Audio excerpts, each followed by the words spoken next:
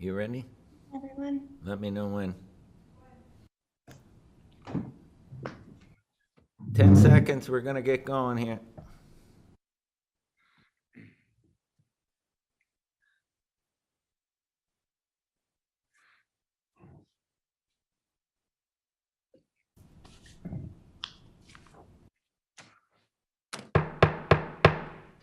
I'd like to call this meeting to order at 6:30 p.m. and call on Councillor Sentence to read the land acknowledgement statement.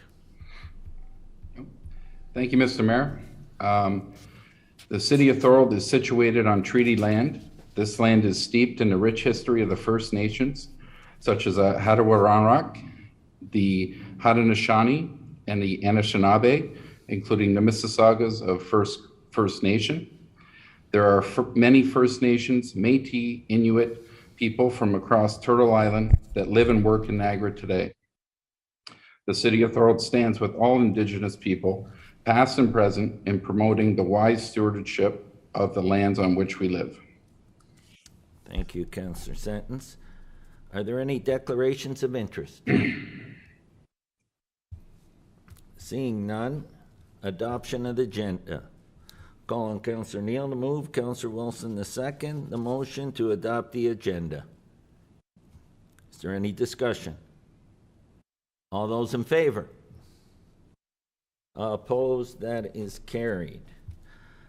Adoption of the minutes. Council meeting minutes from Tuesday, May 3rd, 2022. I have a mover, Councillor Decker, and a seconder, Councillor Longo, to adopt the minutes of the meeting held on May 3rd, 2022. Is there any errors or omissions? Seeing none, all those in favor? Opposed? That is carried. Mayor's report. The weekly Friday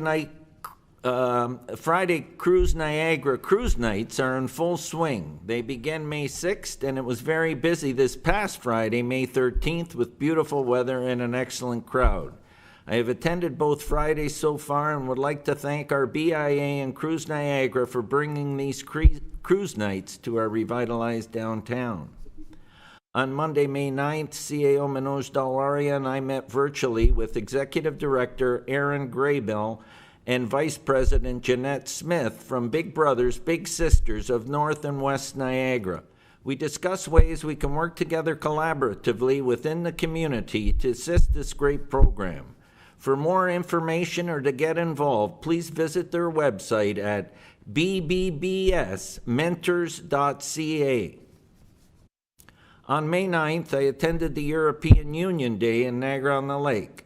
There was a flag raising in front of the Niagara-on-the-Lake courthouse, followed by a reception for the European Consuls General. European Union Day takes place on May 9th every year to celebrate peace and unity in Europe. The flag raised signifies European motto, Unified in Diversity. This event was hosted by the Niagara Region Economic Development, the Town of Niagara-on-the-Lake, the Niagara-on-the-Lake Chamber of Commerce, and Niagara College. Last week, we celebrated 2 new business openings and 1 open house. On behalf of City Council, I would like to congratulate and welcome the Essential Cafe and Bakery on Shimon Parkway, Alexandra and Daniel Stojanovic, and Buck or 2+ in the Pine Plaza, Kirsten and Matthew Gendron. CAO Manoj Dalwaria, Economic Development Manager Marco Marino, Regional Councillor Whalen, and Councillor Neal attended those events. Creekview Floral Company on Front Street held an open house, which Marco Marino and I attended, and presented Lydia Rekrut with a long-awaited certificate, which was delayed due to the COVID-19 pandemic. On Thursday, May 12th, I attended Music Niagara, Freedom and Peace for Ukraine fundraising concert at Club Roma. All funds raised that evening will go directly to the Canada-Ukraine Foundation and support humanitarian aid in Ukraine, providing immediate help, medical aid, food supplies, and protective gear. Club Belvedere will be hosting the We Stand With Ukraine Pasta Night fundraiser on Thursday, May 26th. Tickets are $15 and proceeds will go to the Fund for Ukraine Refugees. There will be 3 sittings, 4, 6, and 8 p.m., as well as takeout. Tickets can be purchased at Club Belvedere or visit their Facebook page online for ticket purchase information. On Saturday, March 14th, I attended the Thorold Senior Spring Bazaar, which was able to be held after a 2-year hiatus due to the pandemic. The event held at the Senior Center is an important annual fundraiser for the center. On Sunday, May 15th, I attended 2 events in Port Robinson. The first one was to provide opening remarks and send off ribbon cutting for the Bike to Beat Myeloma fundraising ride, which began and ended at the Darlene Ryan Port Robinson Community Center. The second event was the 60s and 70s meet and greet held at Port Robinson Park. I brought greetings on behalf of City Council and was joined by Councillor Neal and Councillor Sentence. The reunion for anyone who grew up in Port Robinson in the 60s and 70s was organized by Fred Addis, Tom Russell, Bob Wright, and Kevin Hill, and was a major success. May 15th to 21st is National Public Works Week, which is an annual celebration of the tens of thousands of public works professionals throughout North America. The theme this year is Ready and Resilient. Public works staff are the engine that keeps our city running smoothly and provide the level of service that our community appreciates on a daily basis. On behalf of our residents and City Council, thank you for your dedication and all you do to make the City of Thorold a great place to live. May 15th to 21st is also National Police Week. The theme for this year's campaign is Connected to Our Communities. This year, we recognize the connection between the police and citizens they serve and the importance of understanding one another. Thank you, Niagara Regional Police Service, for doing an exceptional job ensuring safety and protection across the region. Thorold's 4th annual community-wide food drive is being held on Sunday, June 5th. One Thorold and Thorold Neighborhood Hubs are hosting this important event, and if you wish to be a collection point on your street, reach out to Karen Shilstra, Thorold Neighborhood Hub Leader, for details or to request a drop-off barrel. Karen Shilstra at gmail.com or visit One Thorold's Facebook page. Thorold City Hall is also a drop-off location from May 24th until June 7th. Let's support this important initiative. The Port Robinson and Cooks Mills Community Yard Sale will be held on Saturday, June 4th from 9 to 1 p.m. Please visit the Port Robinson Proud Facebook page for further information and details. On Tuesday, May 10th, I attended the Public Information Center at the Ellenburg Community Center regarding the Ellenburg Community Transportation Study. This PIC was very well attended by the community. On Monday, May 16th, CAO Manoj Dalwaria, Chief Building Official Jason Simpson, and I had a meet and greet with the new 1st District Inspector Robert LaPlante of Niagara Regional Police Service. Robert has taken over from Inspector Sean Dowd, who retired on May 1st. We wish Sean all the best in his retirement. He was a great community partner. In closing, our thoughts and prayers and condolences go out to the families and friends of those murdered in the senseless mass shooting in Buffalo, New York on Saturday afternoon. 10 people were killed and 3 wounded in the worst shooting in Buffalo history. We stand together with our neighbors in Buffalo who have strong ties with the Niagara region during this difficult time. And that's the end of my mayor's remarks. Presentations. We have Mountain View Lemonade Day, and Rhianne Burkholder from FACTS Niagara Board of Directors will be here to give us a presentation. Rhianne, are you here? Yes, hi. Thank you, Mayor Ugolini. Thank you. Can everybody hear me okay? You're good? Thumbs up? Yep. Thank you.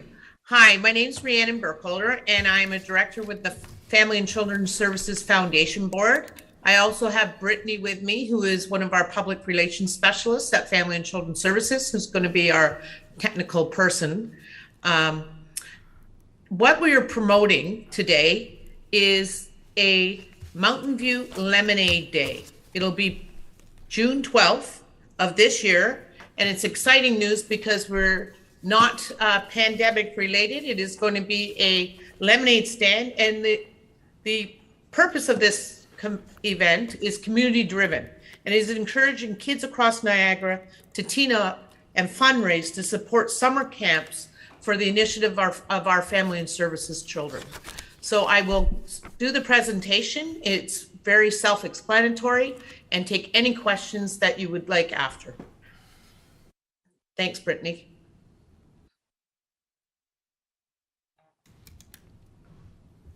So Mountain View Lemonade is, like I said, is community driven. It is going to be hosted on Sunday, June 12th. And we were looking for teams of students or children, soccer teams, dance teams, school teams, any teams to get together, because our goal is we have 100 stands across Niagara. Later on in the presentation, you'll see how many stands we have. At the end of May, if we have to reconfigure that, we will, but Mountain View and other generous sponsors have donated so we can set up these stands, and we'll show you what's in it coming up. Right now we have Jaden and his sister, and I'm sorry, her name eludes me right now, but Jaden's been our star as well in our Lemonade Day, and they will do a short video to tell you what's going on.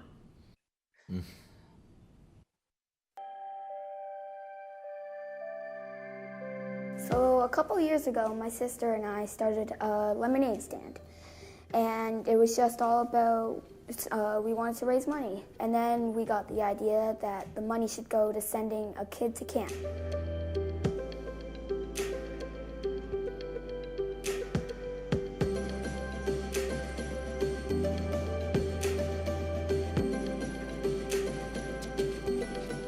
Hi, I'm Caroline Paul-Grabier, President of the FACTS Foundation Board. Every day we work with the FACTS agency and the hard work that they do to bring great quality services and programs to the children across the Niagara region. For the past 2 years, COVID has taken a toll on every family, and no more so than the families that we serve at FACTS. Summer camps give great lifelong memories, but most importantly, it helps build social skills and self-confidence.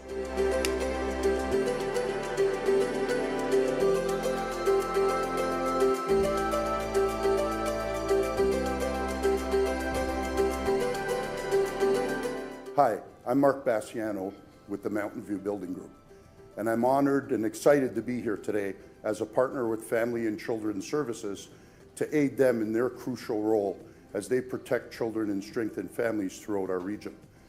We're really excited to be part of this new initiative, which is really aimed to engage families, particularly young people, to get involved, create awareness in our communities, raise badly needed dollars, and to have some fun along the way. I really want to encourage you to get involved and do your part.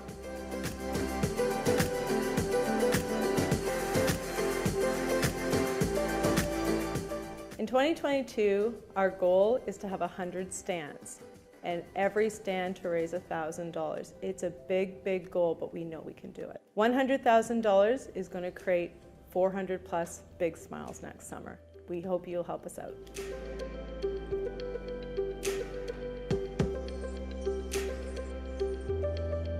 On Sunday, June 12th, my sister and I will be hosting Mountain View Lemonade Stand.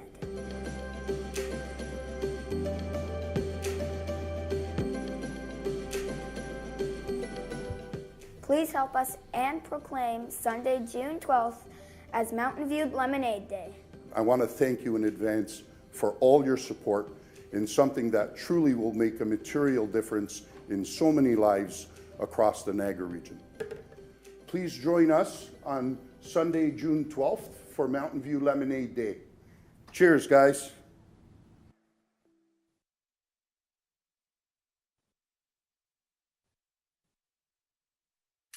As you can see, what it is going to support are summer smiles. Our summer smiles, as you've heard, is to help our vulnerable children go to summer camp.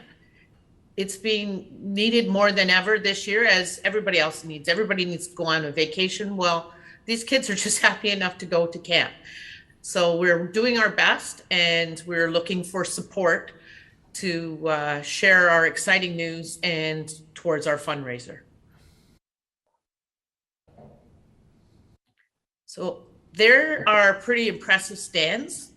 That is what our Mountain View Lemonade stand will look like. Each of our 100 teams will get a lemonade stand and banner, and we have all the directions online when you register on how to pick up and how to drop off. There will be lemonade stands and a banner, 4 t-shirts. They are children's size, just in case anybody's interested. Lemonade concentrate was donated by Tim Hortons. Pictures, stickers, 100 cups, and more. When we say and more, we're going to have also little, just like flyers they put out to say that you're having your, like a directional things that's that you put in the ground that say that your stand is going to be around the corner at an intersection.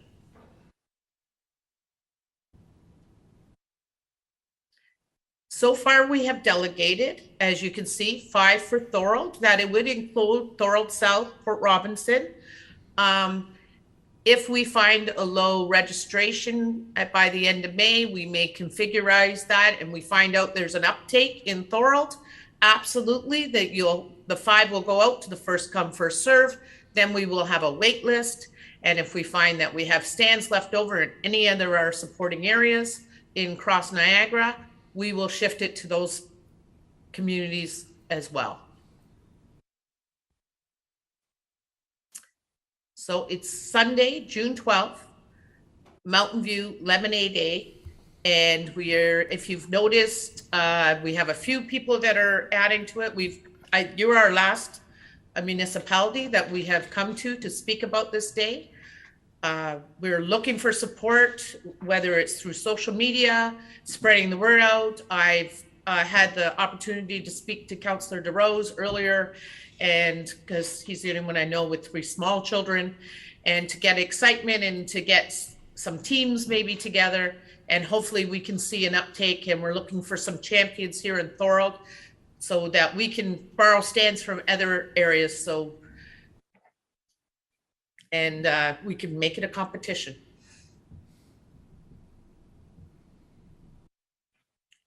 So like I said, this is easy to register. You just go on the FaxNiagaraFoundation.org, or you can phone that number. That is well situated on our Family and Children's website. It's also being promoted through other social media events. If you see it, please click the link just to review, and it'll give you all the information you need.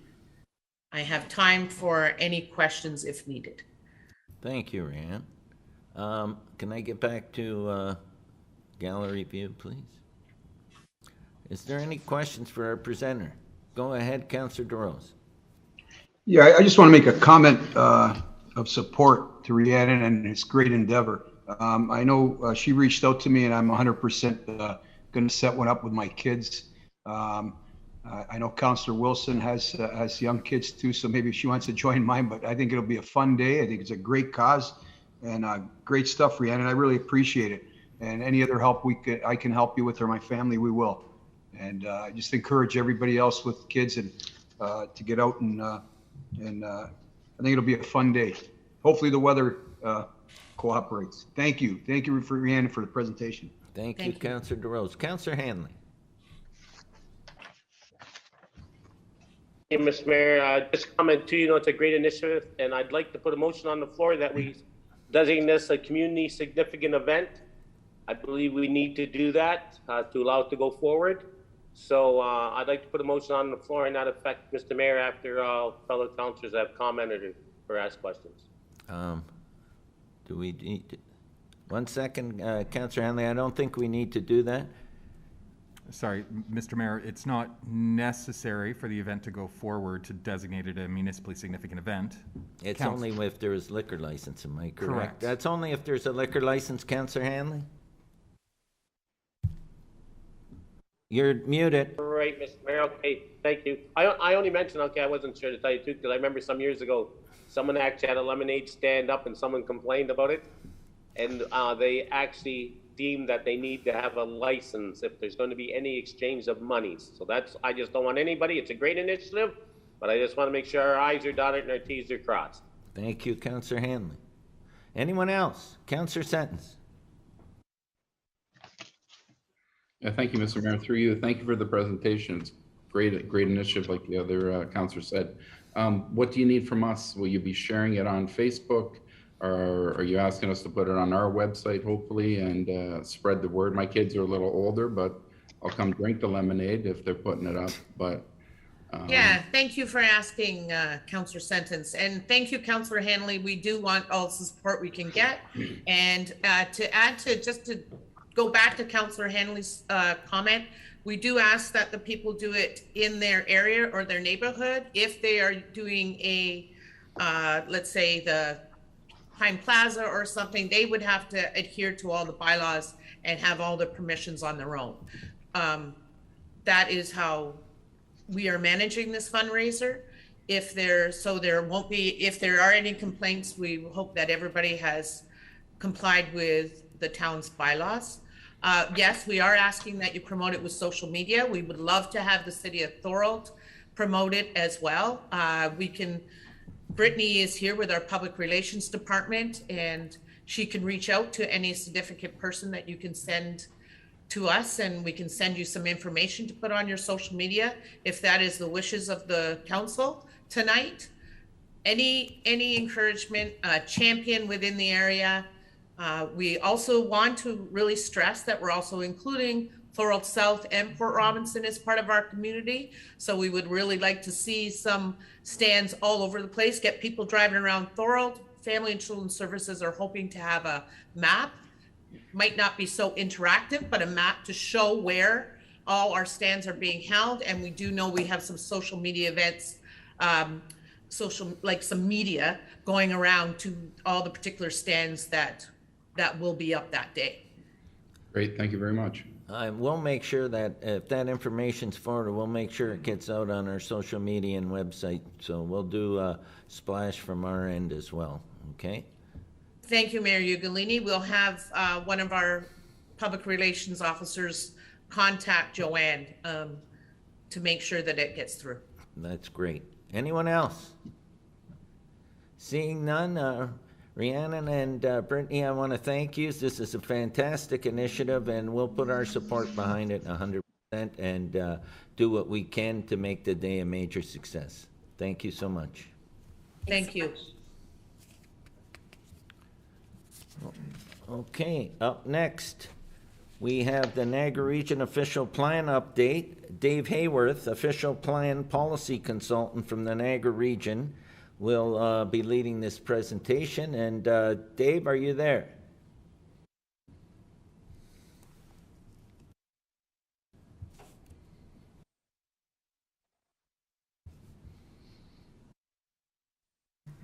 Yes. Can you hear me? Yep, I can hear you, Dave. Okay, great. Thanks. I just had to a little technical issue there for a second. Good evening, Mayor, Council, staff, and public. I'm happy to update you on the proposed Niagara Official Plan. The Niagara Official Plan has taken a balanced approach with respect to growth management. Niagara is made up of unique communities which had to be considered in the development of the Niagara Official Plan. There are key interest areas to address in the Niagara Official Plan. We want to improve our natural environment system mapping and policies. We want a policy response to climate change. We want to improve our housing mix and supply of housing. We want to increase our supply of housing across the board, particularly more medium and higher density housing to help address age in place and housing affordability. We want to improve our economic competitiveness by protecting and planning for employment areas. And then we also want to improve our two-tier system planning framework with our local municipalities, work in consultation with our local municipalities, and have clear policies, try and minimize overlap, and help with the development approval system, and for the public to understand how planning works and the policies that are involved. Next slide. So it is important for the region to provide a consistent set of growth numbers as well as defined boundaries for transportation, water, wastewater, plant, master planning, and development charges in order to plan for growth, to ensure people can travel to and from work efficiently, servicing can accommodate growth, and growth can pay for growth. Next slide. The policies of the official plan are built on pillar statements derived from theming of areas of public interest from broad-based consultation. And these pillar statements were confirmed through surveying of regional council members. So they form the basic framework upon which some of the policy development has taken place. Next slide. So this slide depicts core chapters and sections of each chapter in the Niagara Official Plan. Additionally, there is an introduction chapter, an implementation chapter, site-specific policy areas, schedules, and appendices that form part of the official. Next slide. So a lot of the policies of the official plan are interconnected, and the plan has to be read together in its entirety for the most part to get a broad understanding of where policy direction goes. And there's a lot of interconnection amongst sections, as I mentioned. One of the best examples of that is climate change. So we have a section on climate change that represents the policy integration in the plan. It pulls together policy directions throughout the plan in other sections shown below. And those are examples of some key policy directions that are integrated throughout the plan that are pulled together in one section. And the climate change section also commits to further strategy work, such as a greening strategy, climate modeling, and adaptation strategy. Next slide. So in its simplest form, the Niagara Official Plan identifies what we will protect, how and where we grow, and the systems or policy tools to help manage that. Next slide.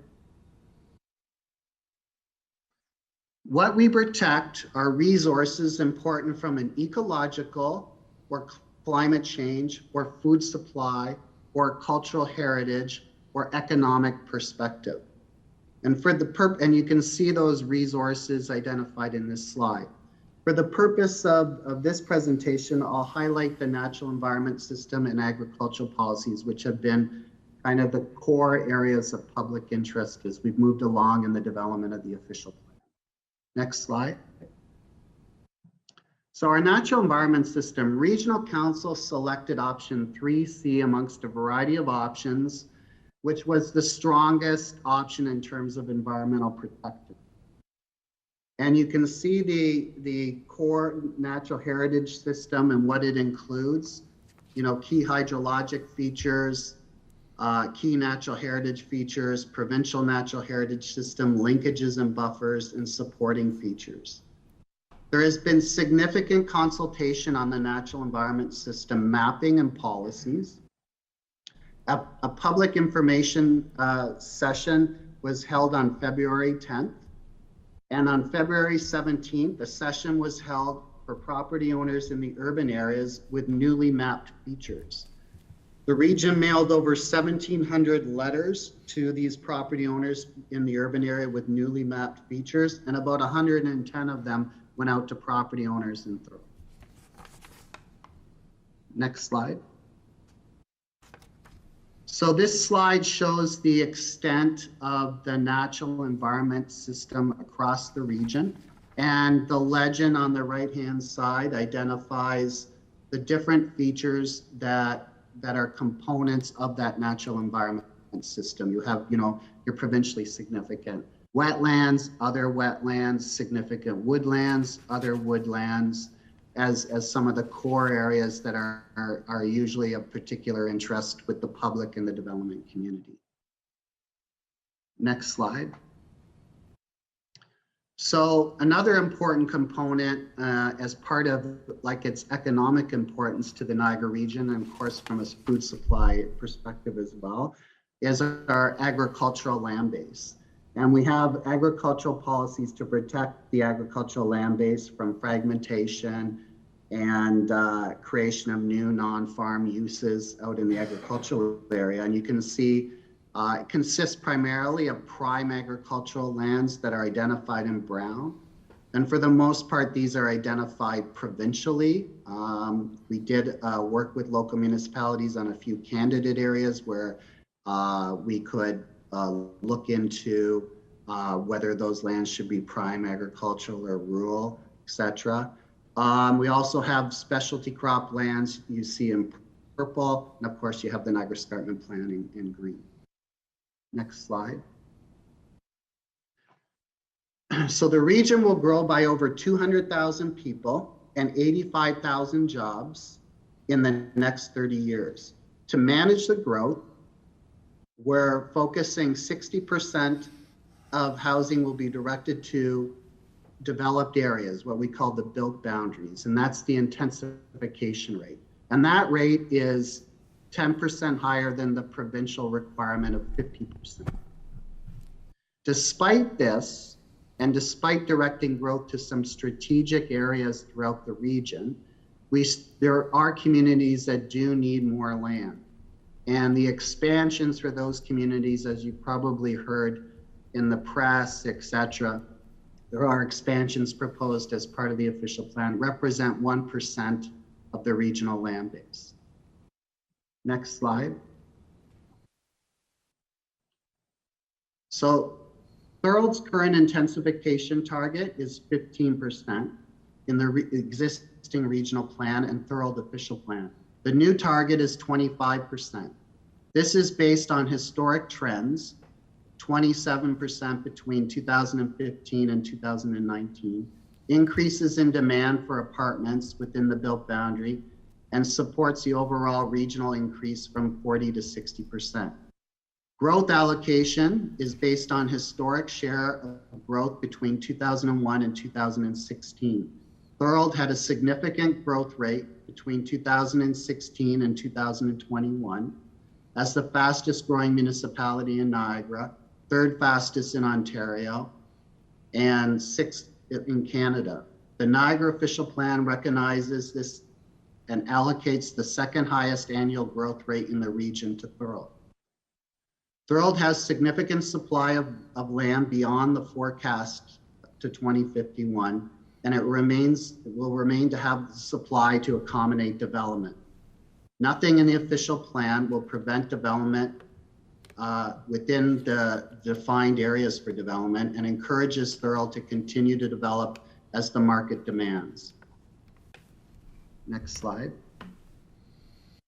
So how we're going to grow. There are strategic growth areas identified in the regional official plan.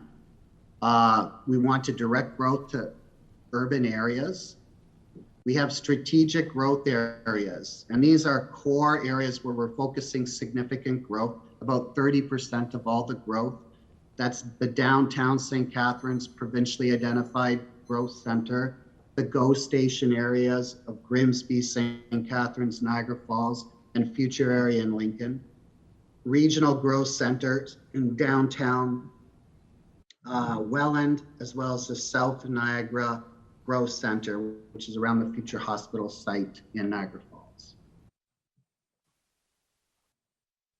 So what's important too is the supply of housing and addressing affordable housing and having policies that help the municipalities with intensification within their communities. From a housing perspective, we have policies that support gentle density in more established neighborhoods, and policies that allow the municipalities flexibility to determine strategically where they want to put their intensification, as long as they meet the overall intensification targets.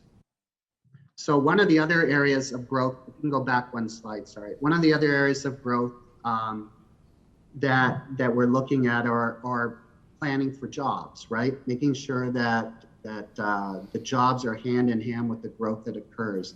And we worked with the local municipalities in identifying employment areas for long-term protection, right? We can attract jobs and businesses. And those are shown in blue for Thorold, the proposed employment areas, as well as in the, I guess, pinkish color there is rural employment areas, which align with Thorold's official plan, recognizing kind of existing rural employment areas. Next slide. So in terms of looking, I mentioned expansions, in terms of looking at how much expansion there needs to be to address community need, as well as where it should be. We looked at land needs and we looked at criteria for assessment. Next slide. So this slide identifies from a land needs perspective what the overall regional requirement is. And there was identified community needs in West Lincoln, Niagara Falls, Fort Erie, and Pelham, and as well as a small amount of employment in Welland. And the land needs assessment followed a provincial methodology. So, next slide. So the criteria determined, which you see on the slide here, determined where expansions would be recommended in those communities. And in Thorold's case, the expansion area proposed, which I'll show soon, was more related to logically filling in the hole between the urban areas. Next slide. So this slide shows the proposed expansion area in Thorold, and that it adjoins the expansion area proposed in Pelham, where they had a small community need, and fills out the urban gap, I would call it, as you can see in the existing gray urban areas. It also shows in brown the rationalization area, which is an area that's predominantly developed and recognized in Thorold's official plan by special policy area. So we're bringing that area into the urban area, not as an expansion because it's predominantly developed, but as a rationalization of the boundary. Next slide. So this slide is a little behind as to where we're at right now. In terms of the expansions, the proposed urban expansions, we've incorporated them into the proposed official plan. We held a public meeting on April 28th, and we've been receiving consultation on the whole official plan as well as the proposed expansion areas. Next slide. So to assist with managing growth, I've talked quite a bit about growth, where it's going, and I want to talk a little bit about how we manage growth. So there's some policy tools we use to help manage growth. District and secondary plans. You're familiar probably with the Brock district plan, right, that we did as kind of setting a higher level vision for development in this particular area. And we want to use secondary plans for our strategic growth areas that I mentioned, but as well as for the larger expansion areas, which set the blueprint for how a community can grow, where the intensification can go, how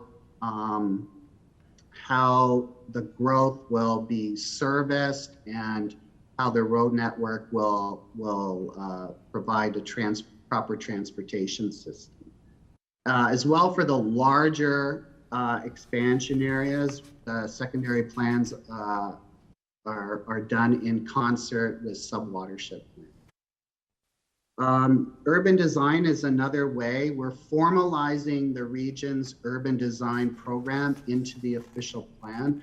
We want to provide a leadership role in urban design and assist our local partners where they want that assistance in helping with develop urban design guidelines. We think it's a very important component in integrating intensification into more established neighborhoods, blending it with the community and with the public realm as well. Next slide. So these are our outcomes of the official plan. Want to improve affordable housing and opportunities, have a policy response to addressing climate change, want efficient use of our infrastructure, investment in public amenities, protection of our natural environment and rural systems, and support for economic development. And one thing we've done as we've moved along is work with our active department in aligning our official plan policies relative to employment, et cetera, with the economic development strategy of the region. Next slide. This is our official plan timeline. As I mentioned, we've been out at this process for quite a while. I think we've come to you 2 or 3 times in terms of presenting background and talking about the official plan. There's been draft policies. We've worked closely with area planners throughout this exercise. We've held about, I think about within 123 public information sessions or public meetings on the official plan, as well as we've had workshops with local councils about growth allocations and intensification targets a while back. So we got to the point of a proposed plan, which we made available, and we were getting comments and feedback on that for a public meeting on April 28th. So we're now taking all that feedback, and we're going to be presenting a recommended plan to Planning Committee on June 15th.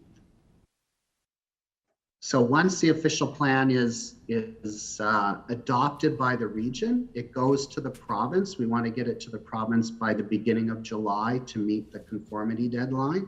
And then it's in the province's hand to review and approve the plan. There's no appeals of a provincial decision under the current legislation. And we've been working with the province and consulting with them throughout the process. So hopefully that helps expedite a quicker decision.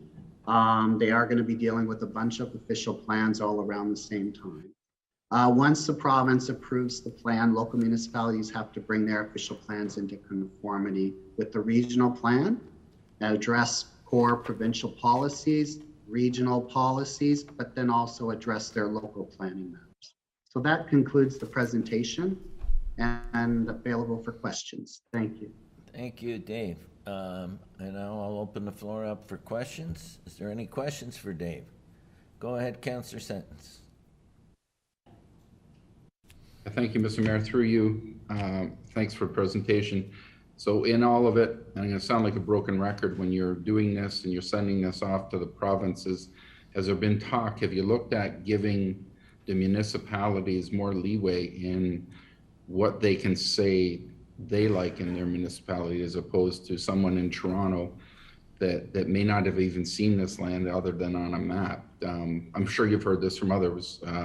Is there going to be more power, for lack of a better word, for the municipalities to make decisions, or is it just a status quo from the province? Go ahead. Through the mayor to the councillor. So obviously, you know, there's a variety of provincial plans we have to conform with, right? We have to conform with provincial policy statements, the provincial growth plan, we have the Greenbelt plan, and then we have the Niagara Scarman plan. And they do set a policy framework that we have to work within, right? What we've tried to do, and you know, I said this at the beginning, we recognize there's unique communities. In terms of providing that compliance, we've tried to work with our municipalities and massage things the best way we can to provide the flexibility. And then where we know it's not a matter of provincial conformity, of course, try and provide our municipal partners flexibility as well as support, I think, as well. Okay. And well, the one other thing we're working on as well is developing some conformity guidelines so that when our plan is approved, the municipalities have some guidelines to follow to help bring their official plans into conformity. Okay, thank you. I would just say we just need some form, even if it's an appeal form, to go to the province and say, look, you got to come look at this and see what we're seeing. But thank you for your time. Councillor Neal. Thank you very much, Mr. Mayor, through you, the presenter. Affordable housing, and we've been dealing with it for the last few weeks in the city of Thorold. And my first question is, you did not mention downtown Thorold as an affordable housing option. And maybe you've got it in your mapping, but I haven't seen it. And my second question regarding it is, of course, the province has come down and has told us basically what they call affordable housing, and it's not what I call affordable housing, is that they now have the act, the Affordable Housing Act, which mandates that councillors cannot directly comment on a lot of the different projects that are going to be put up. And that even in our single family neighborhoods, that in theory at least, someone can come along, demolish one house and build a 12-story affordable, what they call affordable housing unit. So my question, I guess, to you is, what have you done in the official plan from the regional perspective to try and keep that from happening? That's an excellent question. Through the mayor to the councillor. So you mentioned downtown Thorold. There would be nothing in our official plan per se that would prevent you from, of the housing that you would normally be providing in the downtown area from it being affordable. As far as like inclusionary zoning goes, that is restricted to protected major transit station areas, like your GO station areas. Municipalities have the flexibility for like community permit system to deal with the more required affordable housing. And then we have some policy tools to assist the municipality. We also have a lot of affordable housing data. We had a consulting firm, CanSIA, that developed a lot of affordable housing data in terms of what the core housing needs are across the region, and then broken down into the various municipalities, which I think have probably provided to the planning departments. I should have mentioned Michelle Sergi, our Commissioner of Planning, is here in support and to answer some questions as well. I don't know, Michelle, if you want to comment on the last question on from the ministry's changes for affordable housing. Thanks, Dave, and through the mayor.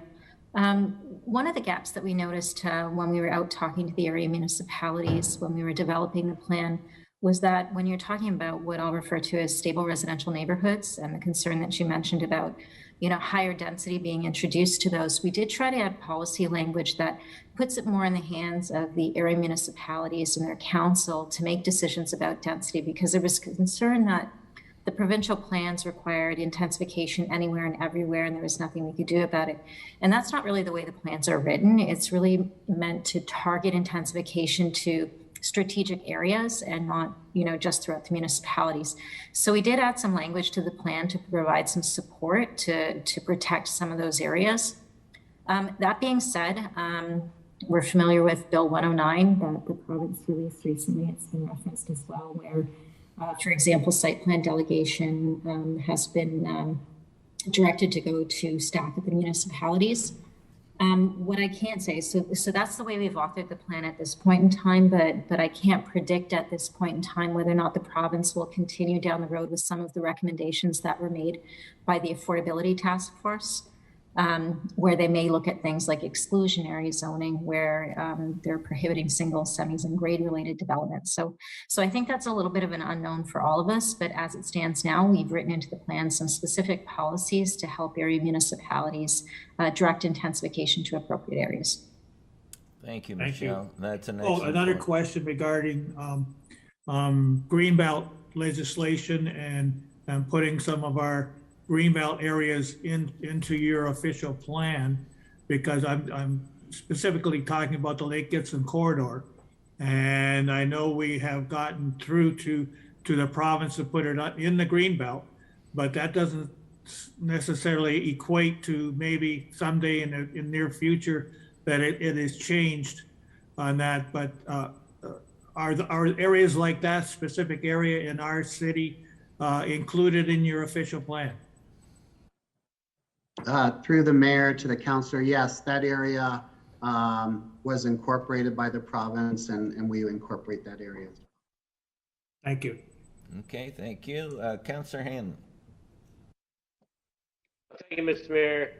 I just wanted to question, if you go on page 19 where you had in regards to the urban expansion and the area that was in green there, right across from the Thorold-Pelham boundary. Is that for new development is what you're doing there? And what I want to know is is it going to be serviced? There's no servicing out there, and where the servicing come from? Because there's no water or sewers on the east side of Rice Road, only on the west side. Through the mayor to the councillor, that's a good question, actually. So in terms of planning for that area, we actually developed a site-specific policy that talks about coordinating the development in cooperation with the secondary planning that's taken place already in Pelham and in Thorold, and coordinating it from a servicing perspective. It's sometimes the development is something that's not exactly going to happen right away. It may take time, and it may take time to provide services out to the area, etc. But when you look at the expansion of the lands in Pelham, the area that we're talking about in Thorold, it made sense to kind of close that area in. Okay, thank you very much. I only asked because I'm sure you're aware of, like, along Quaker Road, Port Robinson Road, Maryville Highway, Highway 20 to Rice Road, there's to this present day and never has been any sewer or water. So that's my concern. Before we can do it, there's never been any servicing out there. So it's going to be a big a chore, and I hope to live the day we can see servicing out there, to tell you the truth. Thanks for your answer. I appreciate it. Thank you, Councillor Hanley. Councillor DeRose. Through you, Mr. Mayor. Thanks, Dave, for the presentation. Dave, can you go back, or Matthew, whoever's controlling the screen, can you go back to the outcomes page? It was near the end of the presentation. I think the second to last screen.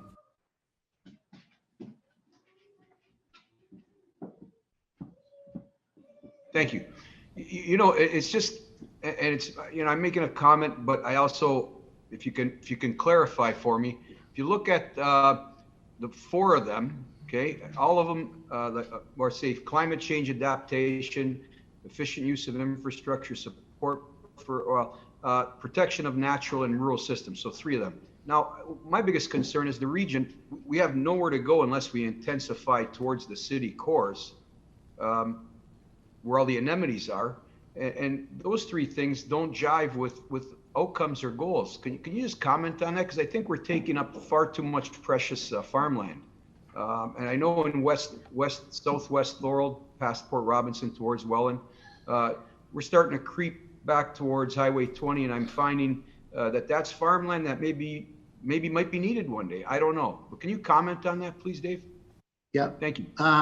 Through the mayor to the councillors. So I think you're speaking about, you know, the expansions and the issues you've probably heard relative to urban sprawl, etc. So as I mentioned, we started out having to do a land needs assessment following a provincial methodology and determining what are the land needs in the region, and in particular certain like communities as well, not just regionally.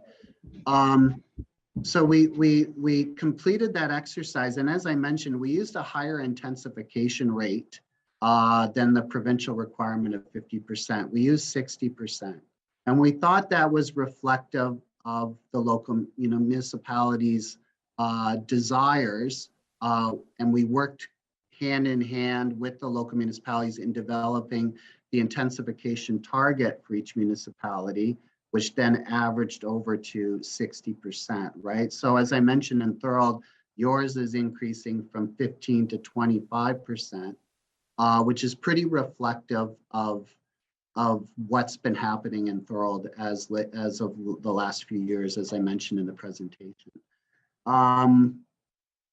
So we got a higher intensification rate, and we're directing growth to strategic areas. Like, as I mentioned, in those strategic growth areas of the district plans and the GO station areas in downtown St. Catharines and downtown Welland and South Niagara Falls, about 30% of all the growth is going to those particular areas.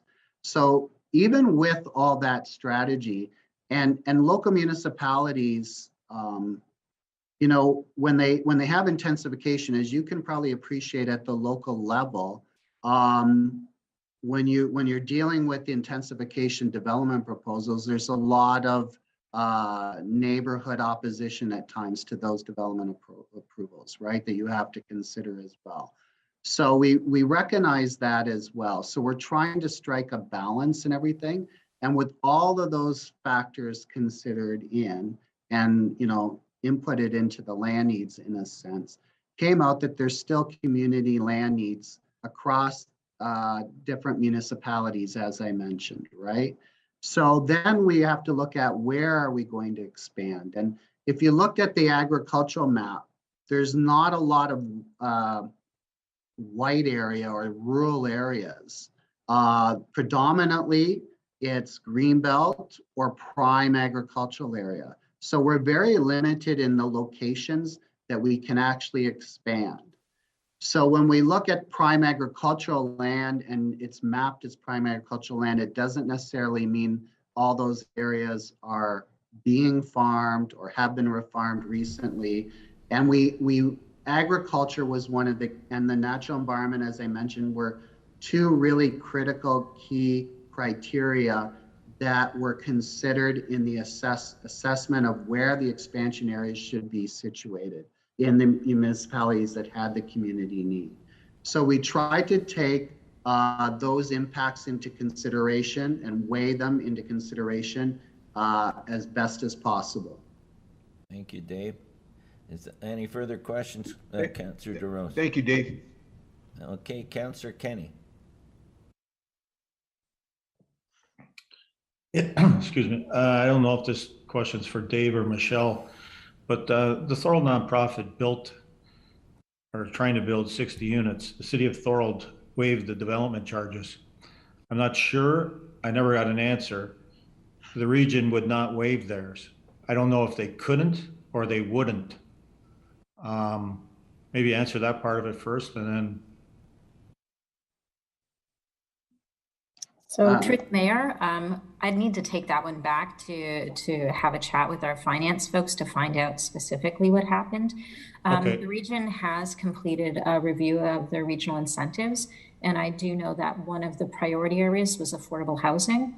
And so I know that there is a new suite of incentives that is being developed in association with affordable housing. So happy to bring that back and follow up with you, Councillor. Okay, so just so what happened was, they ended up saying they would waive them, but we had to give control of 15 units. We still get the money, Thorold still gets the money, but the region controls the people that go in them. Okay, so my question is, first of all, why didn't they waive them? And if they couldn't waive them because it's a provincial law, then that's something that I would like taken up with the province, that if we're going to build these housing plans, if the city's waiving the plans, why doesn't all the other, like the regions or whoever, waive the charges to help these buildings get along, move along? Thank you, Councillor Kenny. So Michelle, you'll get back with that information. Thank you. Is there any further questions? Go ahead, Councillor Longo. Thank you, Mr. Mayor. Through you to the presenter. I'm looking at page 22 outcomes, and I'm going to try to pick up where Councillor Kenny left off. one of the main outcomes of this official plan is affordable housing opportunities. Affordable housing opportunities and discussions come up quite a bit at our council. Yet there's been, my understanding, in the last 7 years I've been on council, zero affordable housing units built in Thorold. How is the region going to promote more affordable housing? Can it be mandated into development? Through the mayor to the councillor. So the approach we took, we have set affordable housing targets that we want to see in depicted in local official plans, right? So we've set regional affordable housing targets for housing ownership and rental. That's one thing. From another perspective, the overall policies in terms of increasing housing supply and increasing other forms of more intense or multi-unit housing, which is more affordable, and increasing the supply of all types of housing, but particularly the multifamily housing, to help with affordability and age in place. The policies support that. We have now, this isn't necessarily for Thorold, but across the region, as I mentioned, by identifying protected major transit station areas and having policies that would allow the municipalities that have those protected major transit station areas to apply inclusionary zoning to address affordable housing is an option for those municipalities as well. And other municipalities can try the community permit system as well. That's more at a local level than at a regional level. Okay, thank you for that. But I guess I'll follow up. I guess it's a big outcome here, affordable housing opportunities. But what's the plan? Because Thorold's built thousands of houses in the last number of years, but there's been no affordable housing mandated. So wouldn't an official plan mandate affordable housing, not attainable housing, not housing that may be easier to afford, but affordable housing, which is generally assisted by upper levels of government. So how are we going to do that? What's the plan in the region? Because like I said, there's been a lot of talk about this, but I think we need a plan, and this is an official plan. And I would make that statement that we need to include some way to have a positive outcome for affordable housing, because talking about it's one thing, but action's another. I'll just leave it at that. I don't really need you to answer, but I know you're taking this back, and I hope that that's looked at. Thank you. Thank you. Does anyone want to make a comment on that? Okay. Councillor Wilson. Thank you, Mr. Mayor, through you. We said make a comment on that. I would say that I agree 100% with Councillor Longo that we need to start including that and have a better system to attract affordable housing and builders and have it approved. And so I'd be excited to hear back about that. I did have a question about the 60%, it being more for intensification and how that will impact us, because we already have so much growth. So if we have a higher target for growth, I'm just concerned that we won't be able to actually handle that internally. Our intensification target's 25% though, not 60. Am I correct, Dave? So for the city of Thorold, yes, but he said 60% when he was answering 60 somebody else's is question. across the region. Yeah, so through the mayor to the councillor, it's a 60% regional target. That's the average regional target. As I mentioned, Thorold's intensification target is 25%. Okay, perfect. And I had another question and now I just lost it. That'll come back to me. I'll let somebody else go. Okay, is there any further questions for our presenters? Okay, go ahead, Councillor Neal. Yeah, just a further question, because the city of Thorold, of course, will piggyback and do update our official plan, and with what you're going to be putting forward, and maybe a question to Manoj is when are we going to deal with our official plan? Councillor Longo hit it, Councillor Wilson hit upon the affordable housing aspect, and we've done 3 or 4 subdivisions now with not one single affordable housing in it. And so we have to deal with it. I think the region is trying to deal with it. Again, the definition of affordable housing, Dave might want to take a look at that and see what in their official plan what they call affordable housing and that. But from a City of Thorold's perspective, when are we going to deal with our official plan in order to update it? Because there's a number of things that we need to update other than just what we've been talking about. Thank you. And I would say, did you want to answer that? I see Jason's on. Through Mr. Mayor, after the region completes their official plan, we have planned to start with ours towards the end of the year. And we understand, based on your previous comments, about to add the definition in our official plan. And we are going to take the lead from the region and start our official plan at the end of this year. The process will start, and we'll get our official plan prepared and then get approved by the region. Thank you. Thank you. Okay. One thing I liked that I heard, and it was from Commissioner Sergi, was that with our intensification targets and with our new official plan especially, we'll be able to have the leeway to decide where we want intensification. Am I correct with that, Michelle? So the municipality will have some leeway on where they would like to see intensification rather than it be spread maybe in areas that it's not suited. And is that where we'll be able to head with our new official plan? To the mayor, sorry.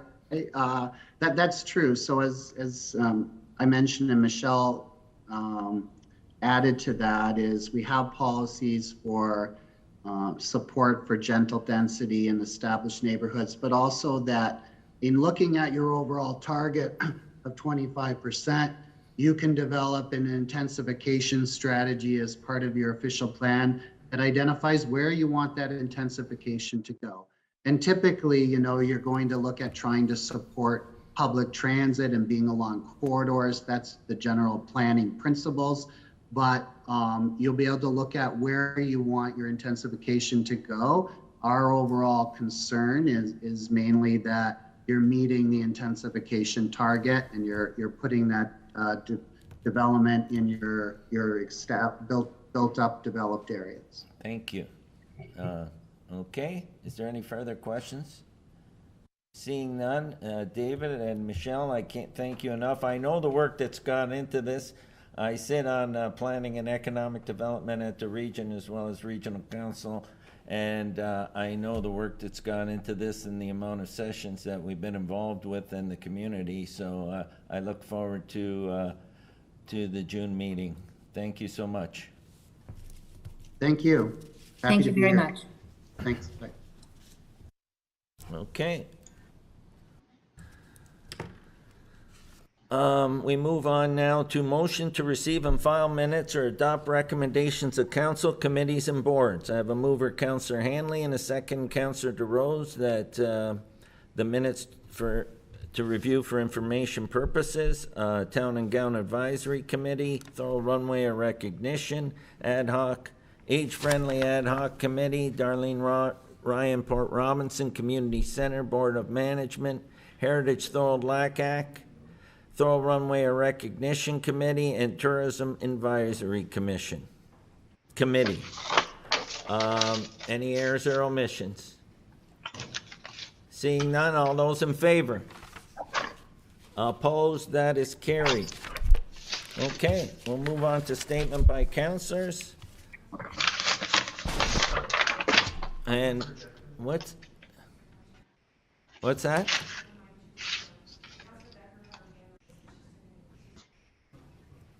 Okay.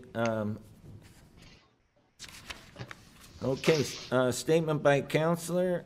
Call on Councillor DeRose for his first statement.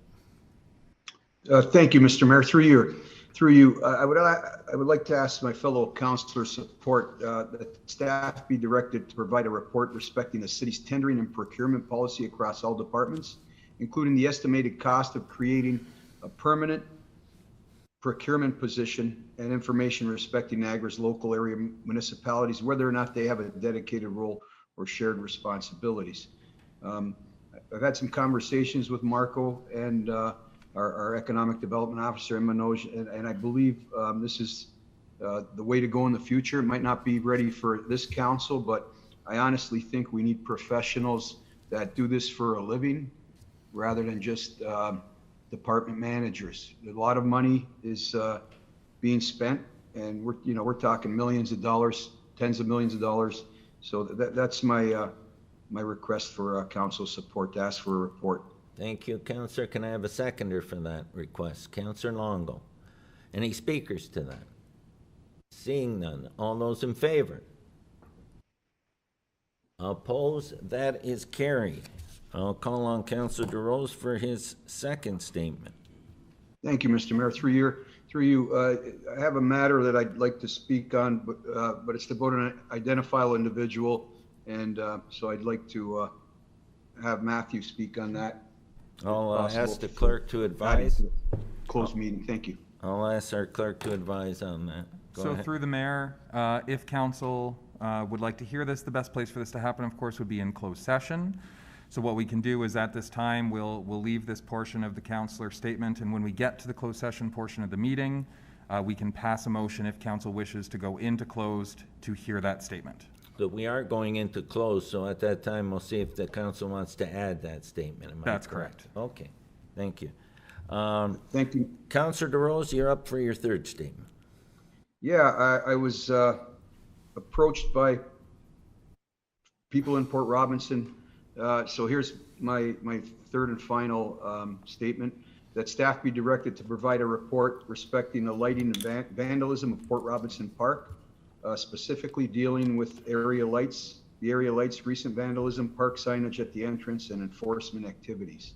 Thank you. So you're asking for staff to report back on that, Councillor DeRose, am I correct? Yes, Mr. Mayor. I received several calls up to yesterday, and yeah, I think this needs to be addressed sooner than later. So they asked me if I would put this forward, and I'm doing it on their behalf. Do I have a seconder for that? Councillor Neal. Okay, speakers to that? Go ahead, Councillor Wilson. Thank you, Mr. Mayor. Through you to Councillor DeRose, I'm just wondering if we need a report or if we should just have staff go evaluate and fix any deficiencies, or maybe Manoj could answer that best. I'm not sure. I think there's, Councillor Wilson, I think there's more than a few things going on there. And so that's why they asked for that. They figured it would get acted upon quicker than if they waited and waited, because it's the beginning of summer now. They're having issues with young kids at night drinking in the park and breaking bottles. And so they're asking even for, just to see if there could be more police presence or even bylaw presence. And because they're drinking in the park illegally and causing damage. So we'll get a report, but there's some things we can act on as staff. We can start working on that. Right, correct. Go ahead, Yes. Manoj. Through you, Mr. Mayor, our Director of Public Works and Community Services, Mr. Homan, has forwarded a memo to Council just before the start of this Council meeting. He has identified some of the areas of concerns that Councillor DeRose that you are raising. Have a look at that, and that includes existing park lighting, response to vandalism, park signage, and also police enforcement. Those are the issues that we are raising. So some of that information has been provided to you just before council meeting, and if we need to work on it, additional report or additional work will be undertaken. Thank you. Okay. And go ahead, Councillor DeRose. Through you, Mr. Mayor, the CAO, can that information be provided for the residents in some way, maybe through social media? I don't know. I know I can call the people that reached out to me, but it'd be nice for them to to feel that we're on it and and we have their interest at heart. Thank you. Go ahead, Manoj. Through you, Mr. Mayor, I guess certainly that pieces can be put together and then be included on our Facebook page so the public is aware of it. What's So going we on? can Thank do you. a media release? We can do a media release. Okay. That's fantastic. Thank you. Councillor Hanley, go ahead.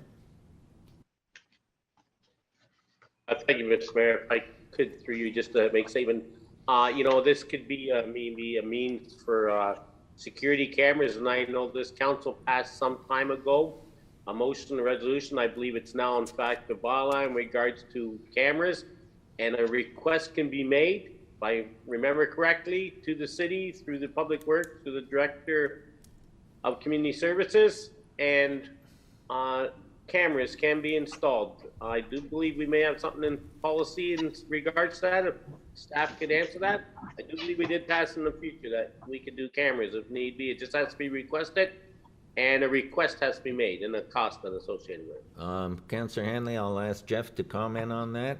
Jeff, can you comment on that now, or do you want to take that back? Go ahead. Both, Mr. Mayor, if I can. First of all, yes, there was some direction from council earlier in the term that talked about the implementation of community cameras, but there has to be appropriate notification and a process to go through. I think what the residents are looking for here is something quick. And those things that we can deal with right away that are already in the works or can be accommodated from our operating budget, we'll implement ourselves. Those things that might need additional capital dollars, additional lighting or cameras, we'll be happy to bring back a report that outlines what the cost might be for those things and how they're going to be monitored and to the benefit of the community. Thank you, Jeff.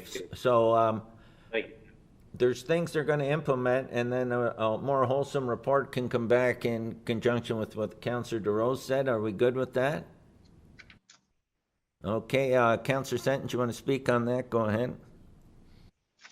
Thank you, Mr. Mayor. Through you, I just have a question for Jeff. Can we, I haven't read your email yet, but can we share the information with the residents that you sent us? He just said that they're going to put a media release out, okay? Okay, but can we share it with them if they ask us a question? Jeff, go ahead. Yeah, absolutely. I received a couple of emails myself. And I will be responding pending the outcome of the direction from council this evening. So yeah, it's fair information. It's what we're going to be doing. Perfect. Thank you.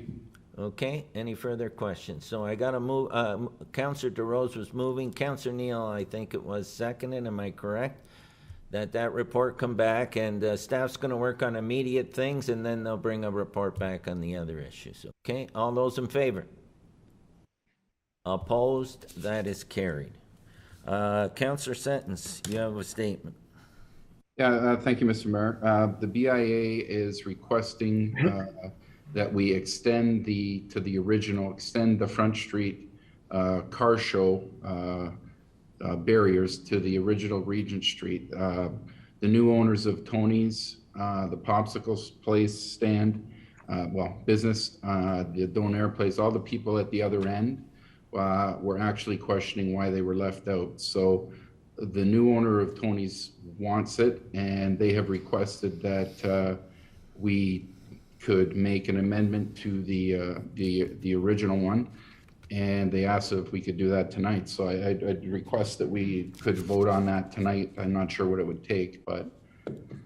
Well, in order to deal with this matter, rather than requesting a report, we need a 2/3 majority vote to suspend the rules regarding that, okay? Right? Am I right, Matthew?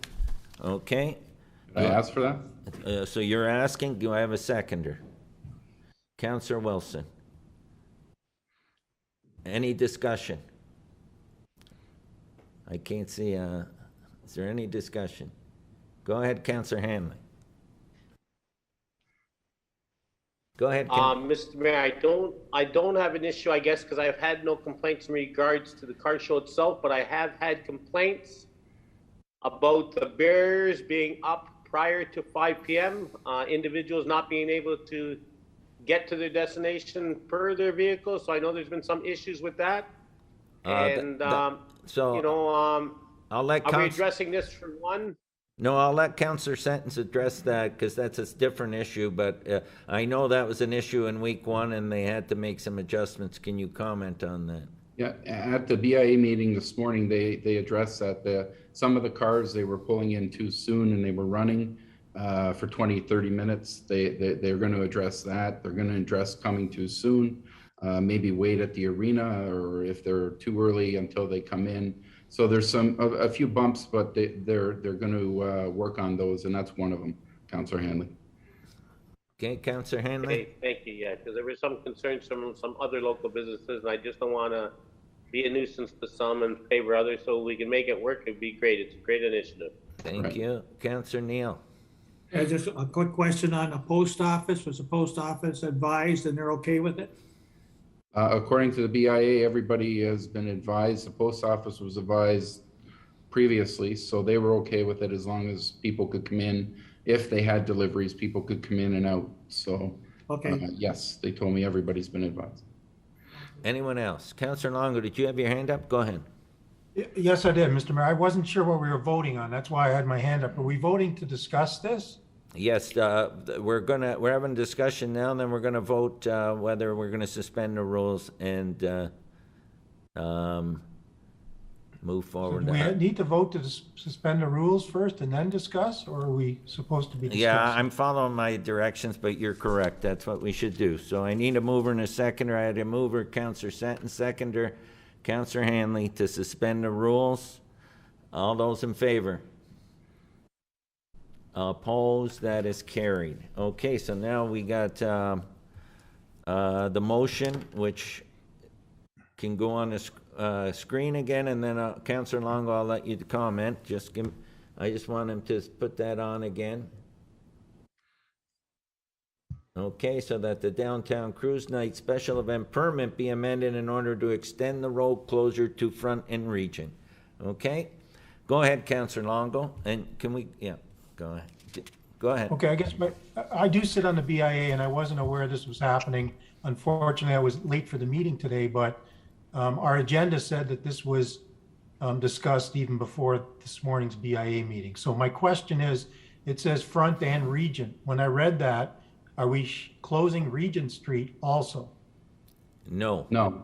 Just prior to Regent, just down before the corner, Councillor Longo. We're closing Front Street from Claremont to Regent. That's Correct. the plan? Yes, correct. Okay. And I personally was called a number of times by the owner of the post office. I hope she was informed of this because she was not pleased last time. And I hope somebody can confirm that she is our biggest downtown retailer. I know one person doesn't wag the dog, but I hope that everybody's going to be happy if council's going to do this. Okay, go ahead, Councillor Sentence. Did you want to speak on that?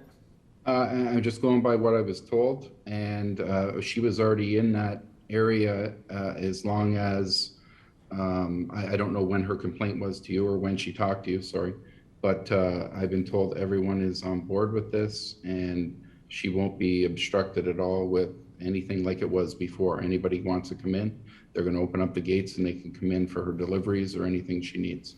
The most complaint I heard was they were coming in too early and leaving the cars running far too long out front of some shops. So that's all I can tell you, Councillor Long. That's the complaints I had after the first week, is that they move in the cars at 5 o'clock and not before. That I did get a few complaints for that myself.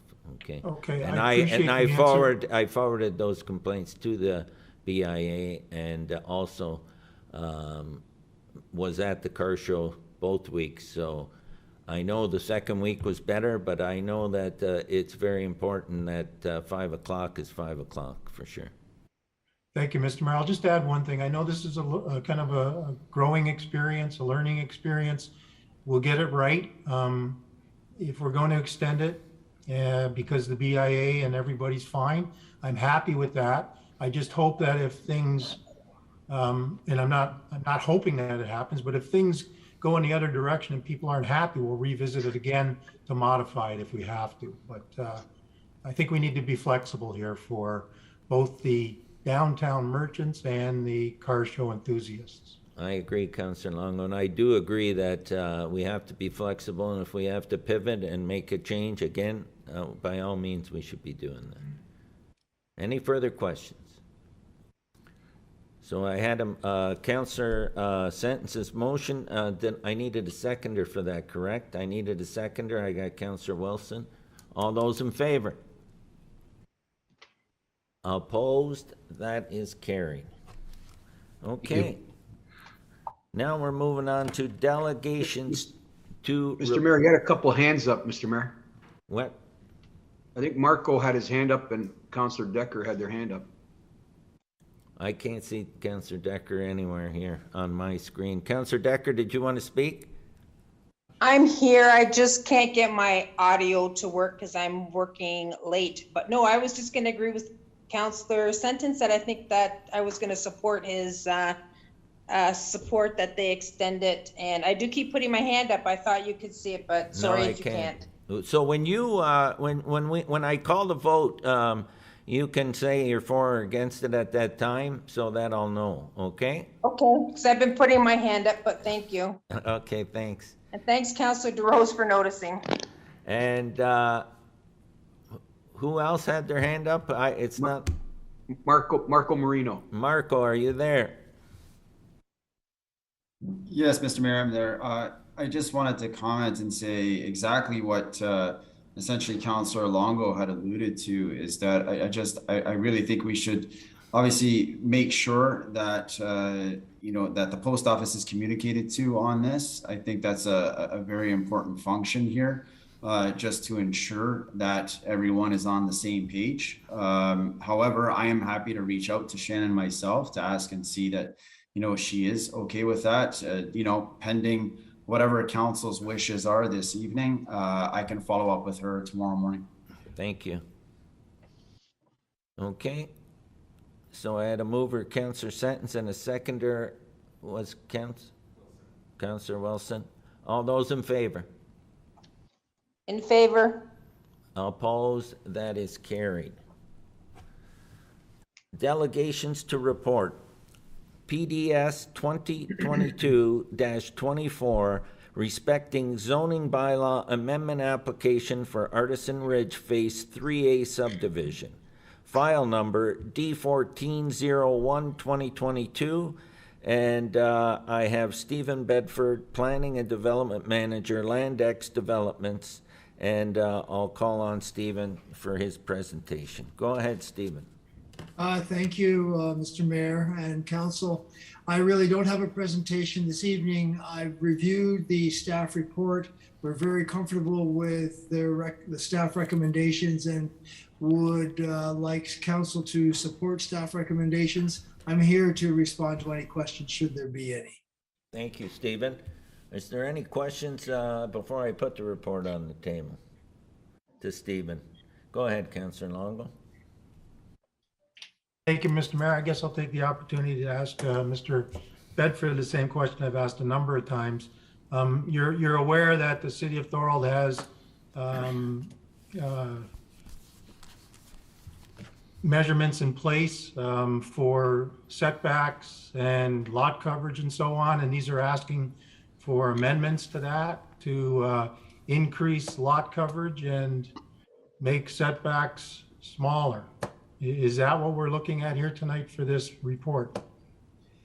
What we've asked is that the minor changes be made to the zoning bylaw so that the models that exist in phase 1 and 2 for the Artisan Ridge subdivision can in fact be offered to new residents who would move into phase 3. So there are minor adjustments that we are requesting. Great. So thank you. So I guess the minor adjustments would make for larger houses, which would be more expensive and less affordable. So you could probably add all those together, I would think. I would hope not.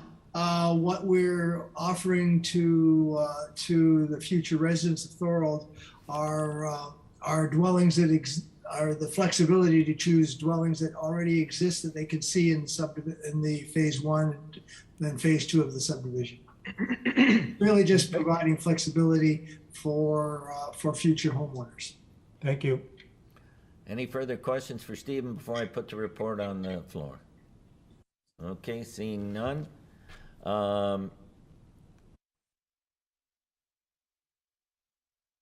PDS 2022-24 zoning bylaw amendment application for Artisan Ridge Phase 3A subdivision, file number D1401-2022. And Jason, you're here to present. Go ahead. Thank you. Through you, Mr. Mayor. The recommendations of this report are that report PDS 2022-24 be received. 2, that the zoning bylaw amendment application to rezone the subject lands from R1D-63H to R1D-76H in accordance with the comprehensive zoning bylaw 60-2019 to permit a reduction in the required rear yard setback be approved. And 3rd, that the zoning bylaw amendment application to rezone the subject lands from R1D-63H to R1D-77H in accordance with the comprehensive zoning bylaw 60-2019 to permit a reduction in the required rear yard setback and an increase in the maximum lot coverage also be approved. That concludes the recommendations of this report. Thank you. So now I'll open the floor up for questions for Jason. Are there any questions? Go ahead, Councillor DeRose. Through you, Mr. Mayor. Jason, no disrespect, but does staff ever disagree with these requests? Because I haven't seen in my almost 4 years on council, I haven't seen many times when they disagree. I'm curious. Through you to through the mayor to Councillor DeRose, prior to any recommendations coming to council, there's a significant amount of negotiations and discussions between staff and the developers to bring proposals to a position where staff feel that they can support the proposals, as opposed to bringing anything to council regardless of whether staff agrees to it. So that's why typically when you see a report coming to council from staff with a recommendation, is because a significant amount of work has gone into place working with the developers to bring it to a position where it is something that could be supported. The proposals before you today were reviewed by planning staff, have been to be minor in nature and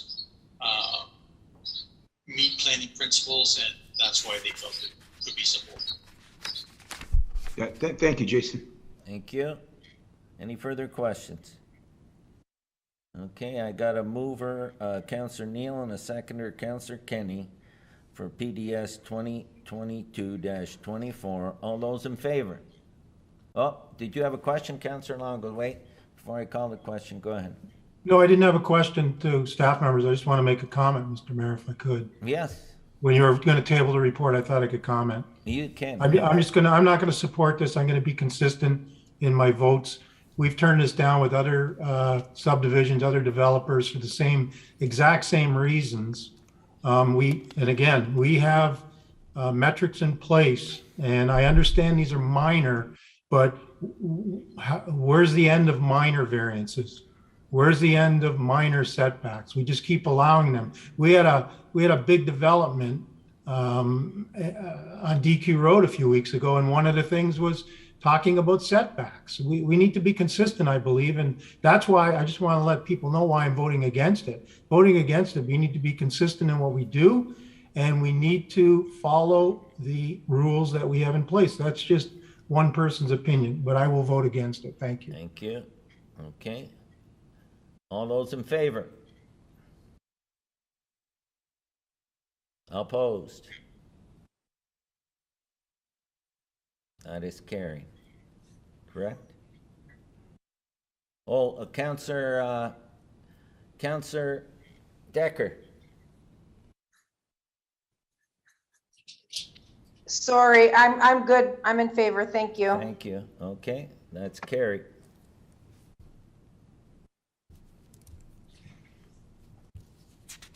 Thank you, Council.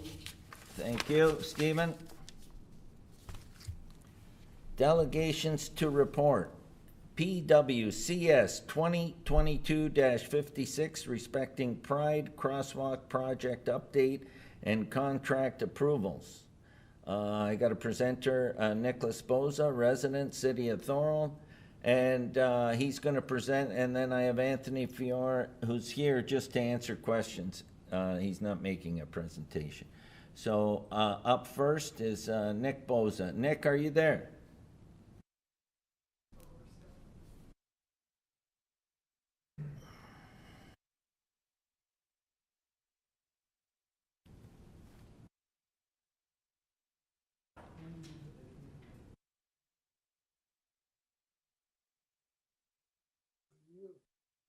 Can you hear me now? Nick, welcome. Go ahead, you're up. You can hear me now? No, not too good. Hold on. How's that? You're still not loud enough. How's that?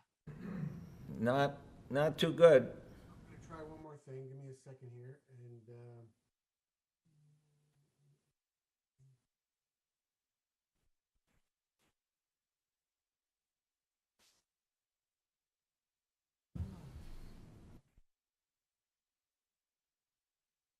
best I can do. Oh, no, it's like, I think everybody else, nobody can hear him, right? No. How about now? Now? I can hear him very lightly. Very little I can hear you. Just very, very low. I hear nothing. No. Now I hear nothing. Now we got nothing.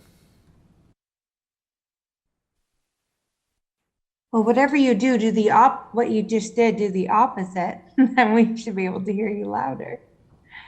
Versus not at all.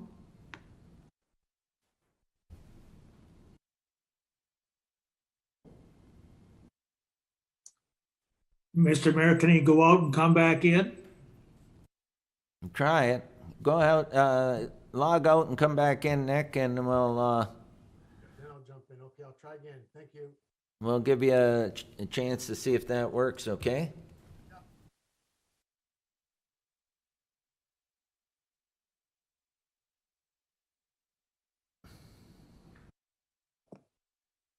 So does this mean we're going to move the report forward? After this presentation, yes. Okay. And any questions for Anthony? Well, can we do that now?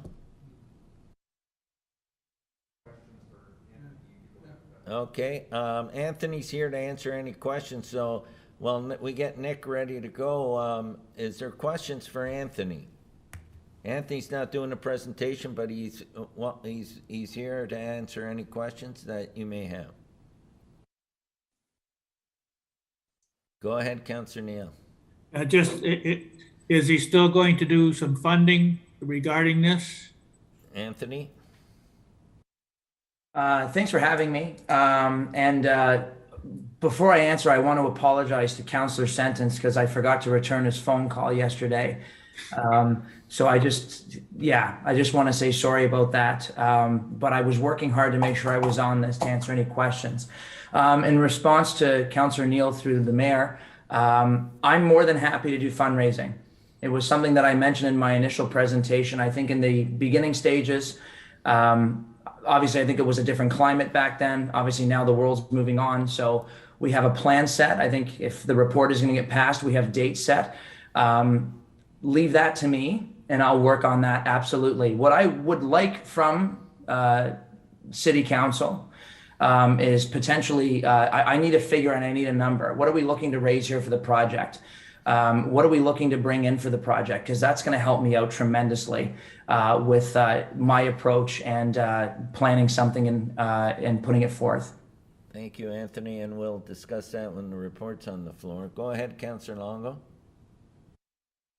No, thank you, Mr. Mayor. Through you to Mr. Fior.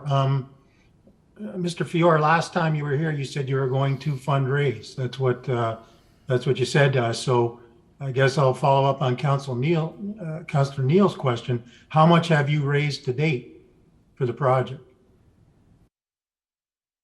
So the amount of money that I've raised to date, through the mayor to Councilor Longo, apologize for that. The amount of money raised to date, I have not raised any money to date. I've pledged my own money. I've had outreach by people in the public who do want to support the project. I do have 2 small businesses that have reached out previously. I was waiting for a quote, and I have the quote. We have the numbers, and leave that with me, and I'll make sure that I get some concrete numbers in place. I will repeat this again to City Council that I would like a number that you want me to achieve, or a ballpark figure, so that I can put something in place in a plan, so that I can bring that to the city and we can get the project done. So, well, thank you for that, Mr. Fior. So I'll follow up if I could. So the number's $27,000. Can you raise $27,000? Well, I mean, it's not an impossible number. I mean, I've fundraised for stuff before. I don't think it's an impossible number, but I would like a commitment on the city's part. And I do think that is fair in asking. I think the original quote was, when we look back in July, was around 12 to 13,000 before HST. So I would like the city to participate on this financially, because I think it's a lovely gesture. I sat through the entire meeting today. Great meeting. And Mr. Hayworth brought up a good point that I'm going to use here today. We are a growing municipality, and this is going to be a wonderful commitment by this city to diversity and inclusion. I think it's going to show people who do move here, that identify in this community, that they're welcome, that they're a part of this community, and that the city does have that commitment. And just think of what you're doing with downtown, which is beyond impressive to me, with the car shows and all of the foot traffic that you're getting there, plus the location that was decided on by the city. I would like to see a financial commitment by the city if I could. Okay, so thank you. So that's what I was trying to get to. I agree with everything you say in terms of inclusion and the downtown core and things of that nature, but I wanted to get to the crux of the discussion, and that was, you're looking for a financial contribution from the city. Mm-hmm. Okay, thank you. My pleasure. Thank you. Any further questions before Nick, have you got are you? No, still don't have you.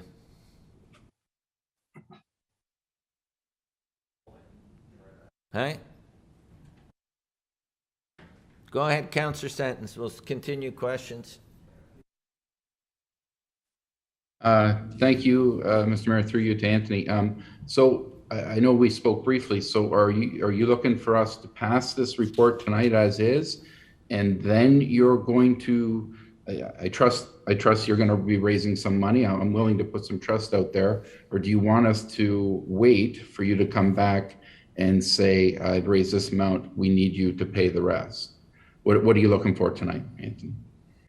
Thank you. And through the mayor to Councillor Sentence, I'd like a commitment from the city before I go to people and start asking them for money for a project. I want a commitment to the project. I think that would be the most fair way to start this. I'd like to see a financial contribution from the city. And like I said, everybody on council pretty well knows who I am. They know that I'm equal parts progressive and practical. I'm easy to get along with. I'm open to numbers. Tonight, that's a great question. I'd like to see a commitment from the city to the project with a date that it's going to be completed before I start running around asking people for money for a project that doesn't have a date. I'm good with deadlines. So that's something that I would like to see from the city. Okay, thank you. You're welcome. Councillor Decker. Thank you, Mr. Mayor. I guess my question maybe should go to, I know Maria's probably is not here tonight, but what can the city contribute to the project for downtown to help Anthony out? Do we have a number that we can say? Like, can we, like, it's $27,000. Like, what can the city contribute? The city can contribute whatever council decides it's going to contribute, Councillor Decker. So I guess my question is, where would the funding come from? The report lays out where it would come I from. can't see the report. I have to apologize. Well, when we put the report on the floor, you'll know, because the report says where that money would come from, Councillor. I think it comes out of a reserve of some, no? Go ahead. Through Mr. Mayor, it's asphalt crack sealing program. It comes from the crack ceiling budget, yes, correct. Okay, so like if I put a number on the table, then I'm gonna look for council support. What if, you know, the city of Thorold contributes 10,000 to the Right project? now, we're just asking Mr. Mayor, don't questions. we have to have the report in front of us first before we start talking financial numbers and correct. that We're stuff? just That's asking not the questions. proper procedure we're doing right now. You're We right. need a report in front of us, I believe, first. We need to discuss. That's what the I'm report. asking, Councillor Hanley. Wait, I listen. wasn't I finished, know, so but that, the report hasn't that was come my forward question. yet. Listen, Councillor Decker, the report hasn't come forward yet. when the report goes on the floor, I said we can do that. Right now, we're asking questions of Anthony. That's it. Okay, Councillor Longo. Thank you, Mr. Mayor. Did you call my name? Yes, go ahead. Okay, thank you. Just one more question, Mr. Fiore. I forgot. Mr. Fiore, last time you were on, you mentioned that you're open to different locations in the city of Thorold. If one was available, are you still open to that? Am I okay? Yes. Through the mayor to Councillor Longo.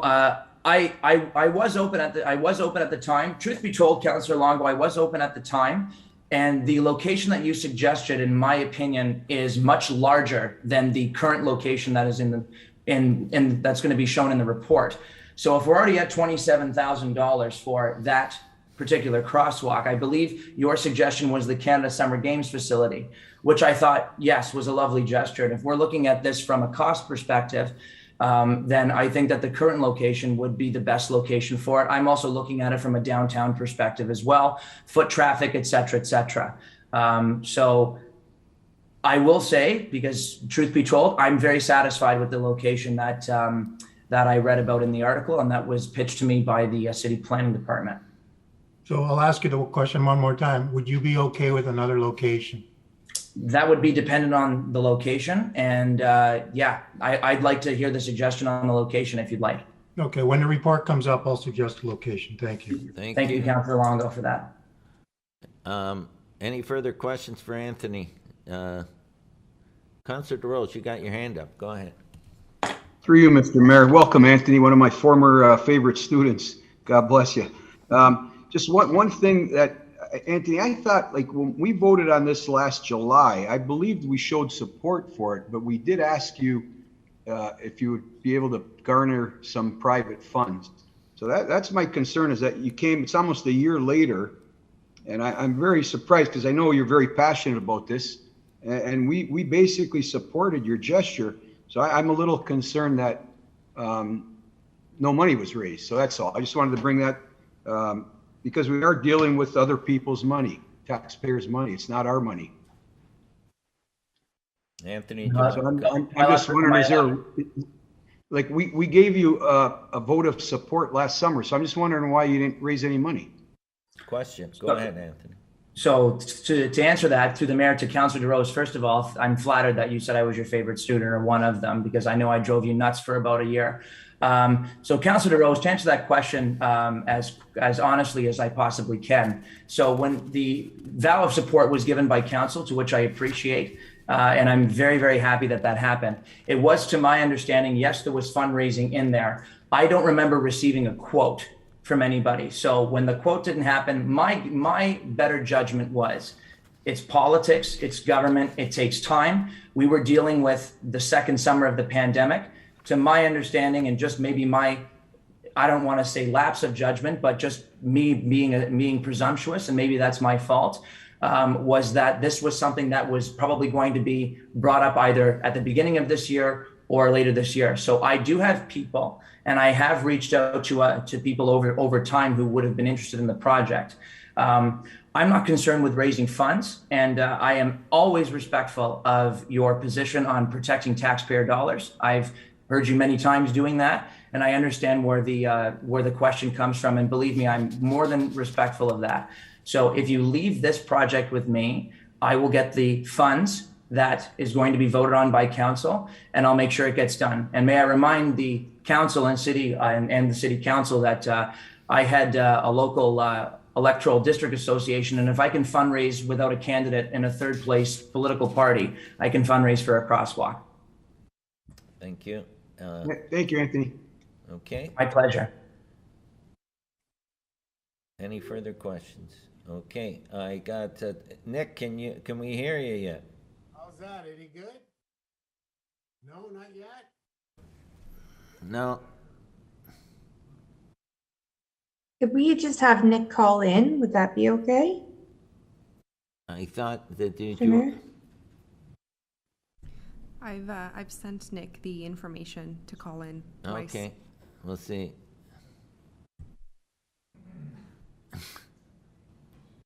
Give me a number. It's coming. Nick, I've actually emailed it to you twice. You want me to say it out loud? Oh, okay. Just give me one moment.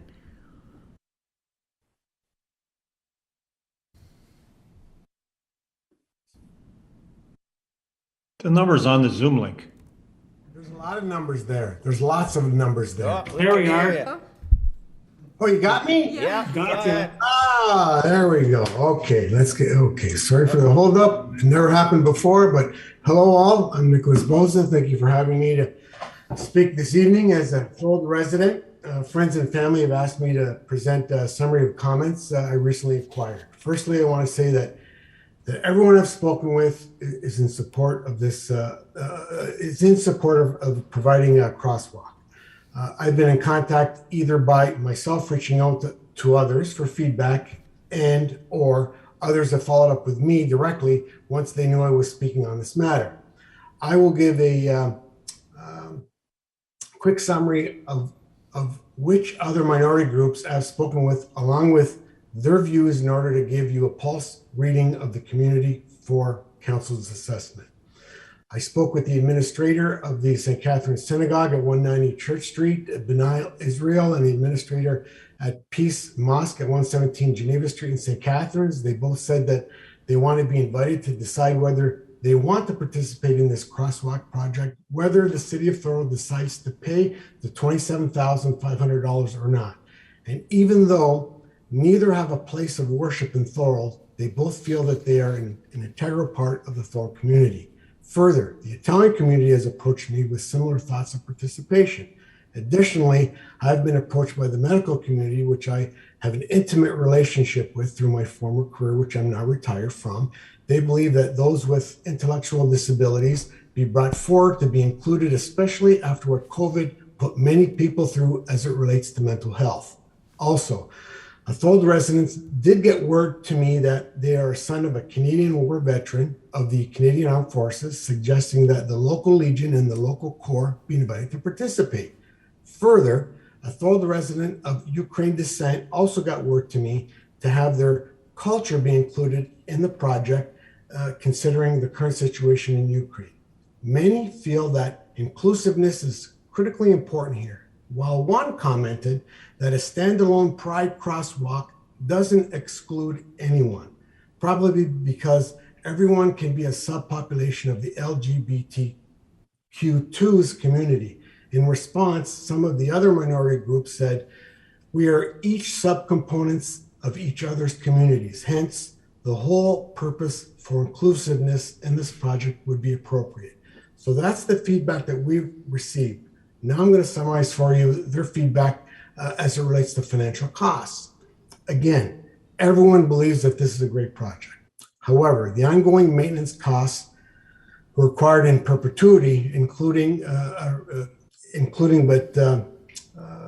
things such, but not limited to things such as graffiti, may have financial implications and be in competition with other city projects still on the waiting list, all due to shortages of funds. So we realize that the competition for these city funds are certainly great.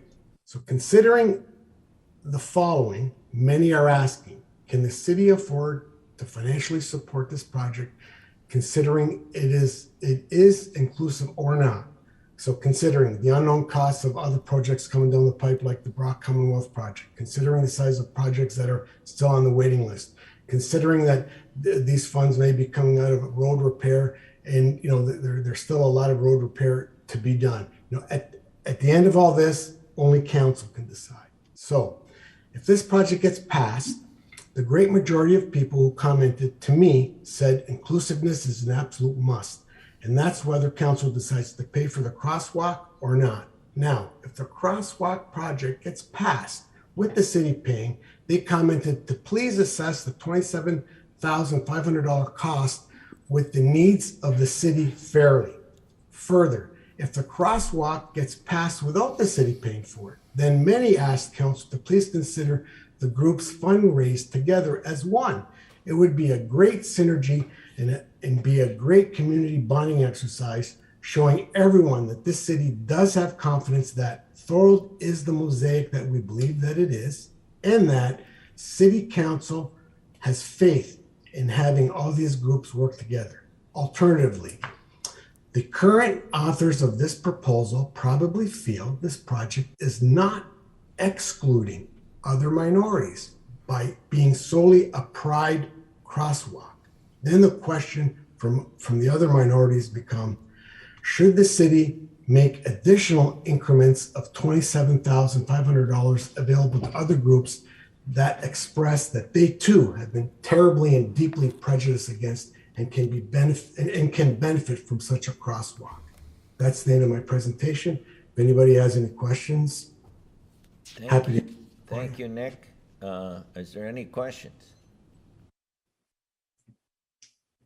Seeing none. Okay, now I'm going to put the report on the floor. So, thank you for your presentation, Nick, and thank you for answering questions, Anthony.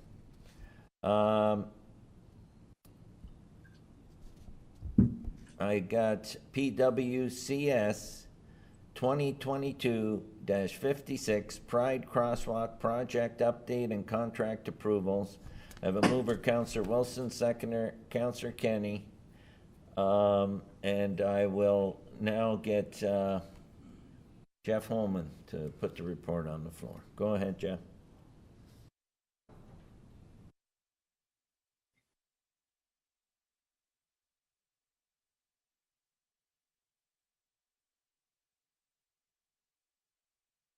Thank you, Mr. Mayor.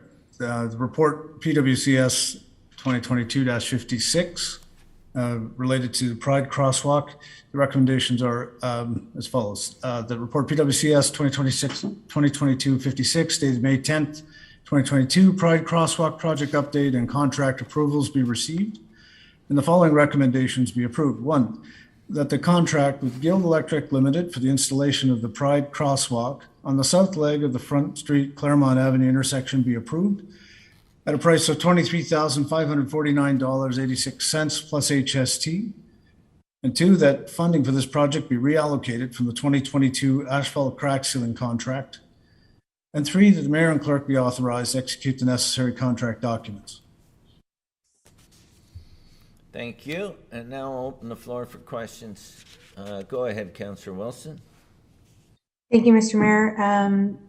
Through you to the appropriate staff member, if we would like them to fundraise for this project, which is what has been spoken about, then do we need to change this report to say a different dollar amount than the 23.5?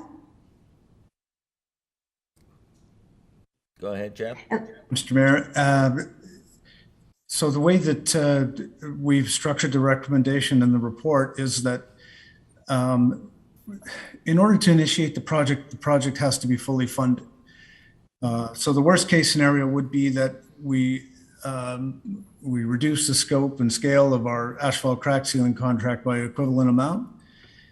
And if Mr. Fiore is able to raise some funds, that we would just simply replace that program with the funding that we receive.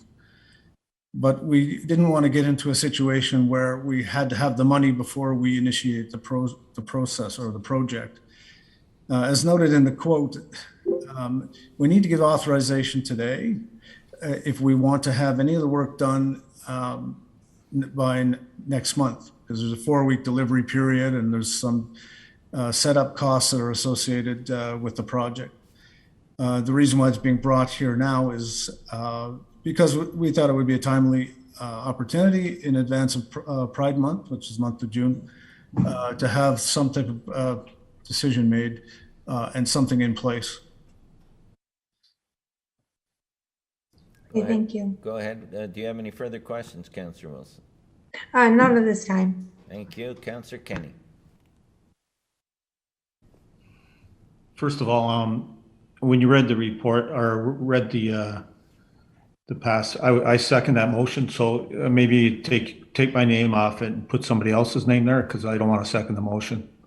Although I am in favor of the crosswalk, I will not support this for two reasons. Number one, it's $25,000 and it's too much money. And secondly, the upkeep will be too costly. I know of 3 crosswalks in Ontario.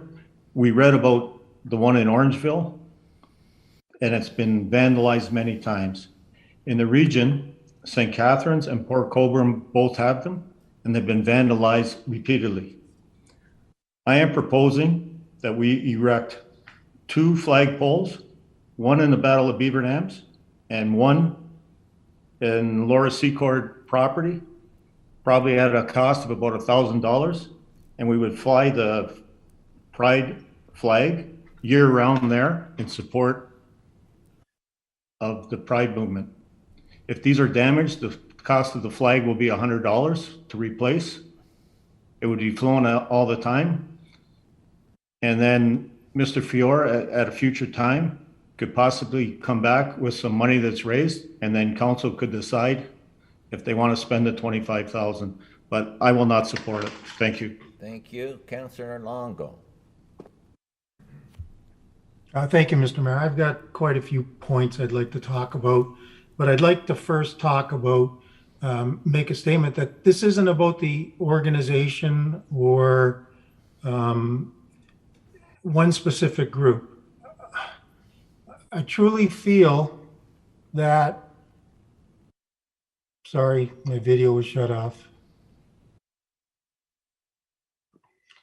I truly feel we need to be aware of setting precedent. And I'm not sure if that's what Mr. Boza was trying to get across, but there could be a number of other groups that would want something similar done. So once we do it once, do we need to do it again? We can't treat one group special and then others not special. So I have a problem with doing it. We were told funds were going to be raised, yet none have been raised. And there was a good explanation as to why, but to go and put $27,000 forward with the hope of fundraising, that's not the way I would spend my own money. And that's what I've always told people. I only spend money the way I would spend it. So I need a firm commitment. And I believe the commitment needs to be the entire amount, unfortunately. Now, I spoke about another location, and I brought it up last July when Mr. Fior came to council, and it was at the Canada Games Center. And I'm not sure if anybody on council is aware, and if they read the consortium minutes, because I have a vested interest in reading those minutes, but at the entrance to the Canada Games, the region and the consortium is proposing a Pride crosswalk and an Indigenous art crosswalk. It's already being done. We're going to have one in the city of Thorold, and I'm not sure why this wasn't part of the report.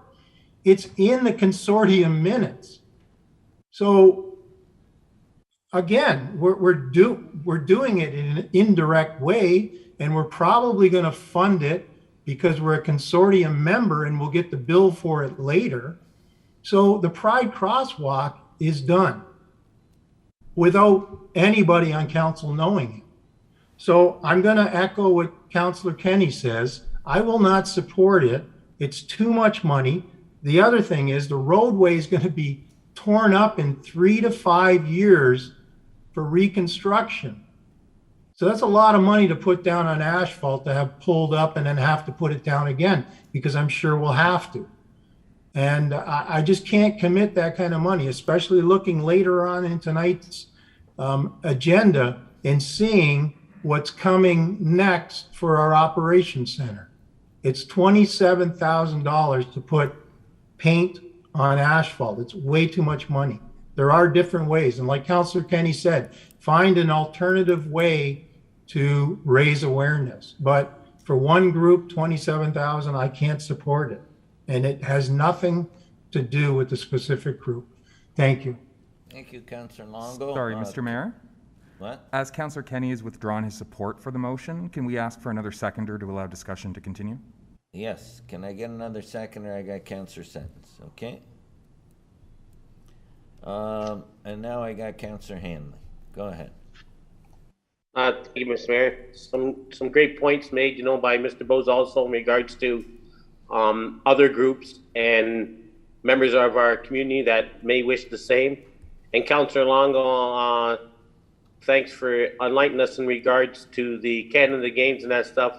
Like yourself, I try to be appeased to the consortium minutes and that. And as you mentioned clearly, that's going to be taxpayers funded from the city of Thorold. We got a significant amount of money that we're spending there. And again, Councillor Kenny, you've done some great research. As you know, Orangeville, they've had a significant amount of damage done there. I think an individual just got fined a significant amount of money, like $9,000 for an individual was caught. But all gay, or the LGBTQ crosswalks, you might say, have been damaged in the community and that stuff. And it is a great outreach. And again, Councillor Longo makes a great point about the construction. We know that in the Claremont streets due for construction, and with the Battle Beaver Islands Park soon to be committed, Front Street being done just recently in the last year, I can't see that has probably taken 5 years. The next term of council, Claremont will probably come up. So me, the financial end of it, we already have one that's going to be built in the Canada Games facilities. So I won't support it either at this time. It has nothing to do with the individual group themselves. It's the overall aspect of the city of Thorold and what's in the best interest of the taxpayers at this time. Thank you, Councillor Hanley. Councillor Neal.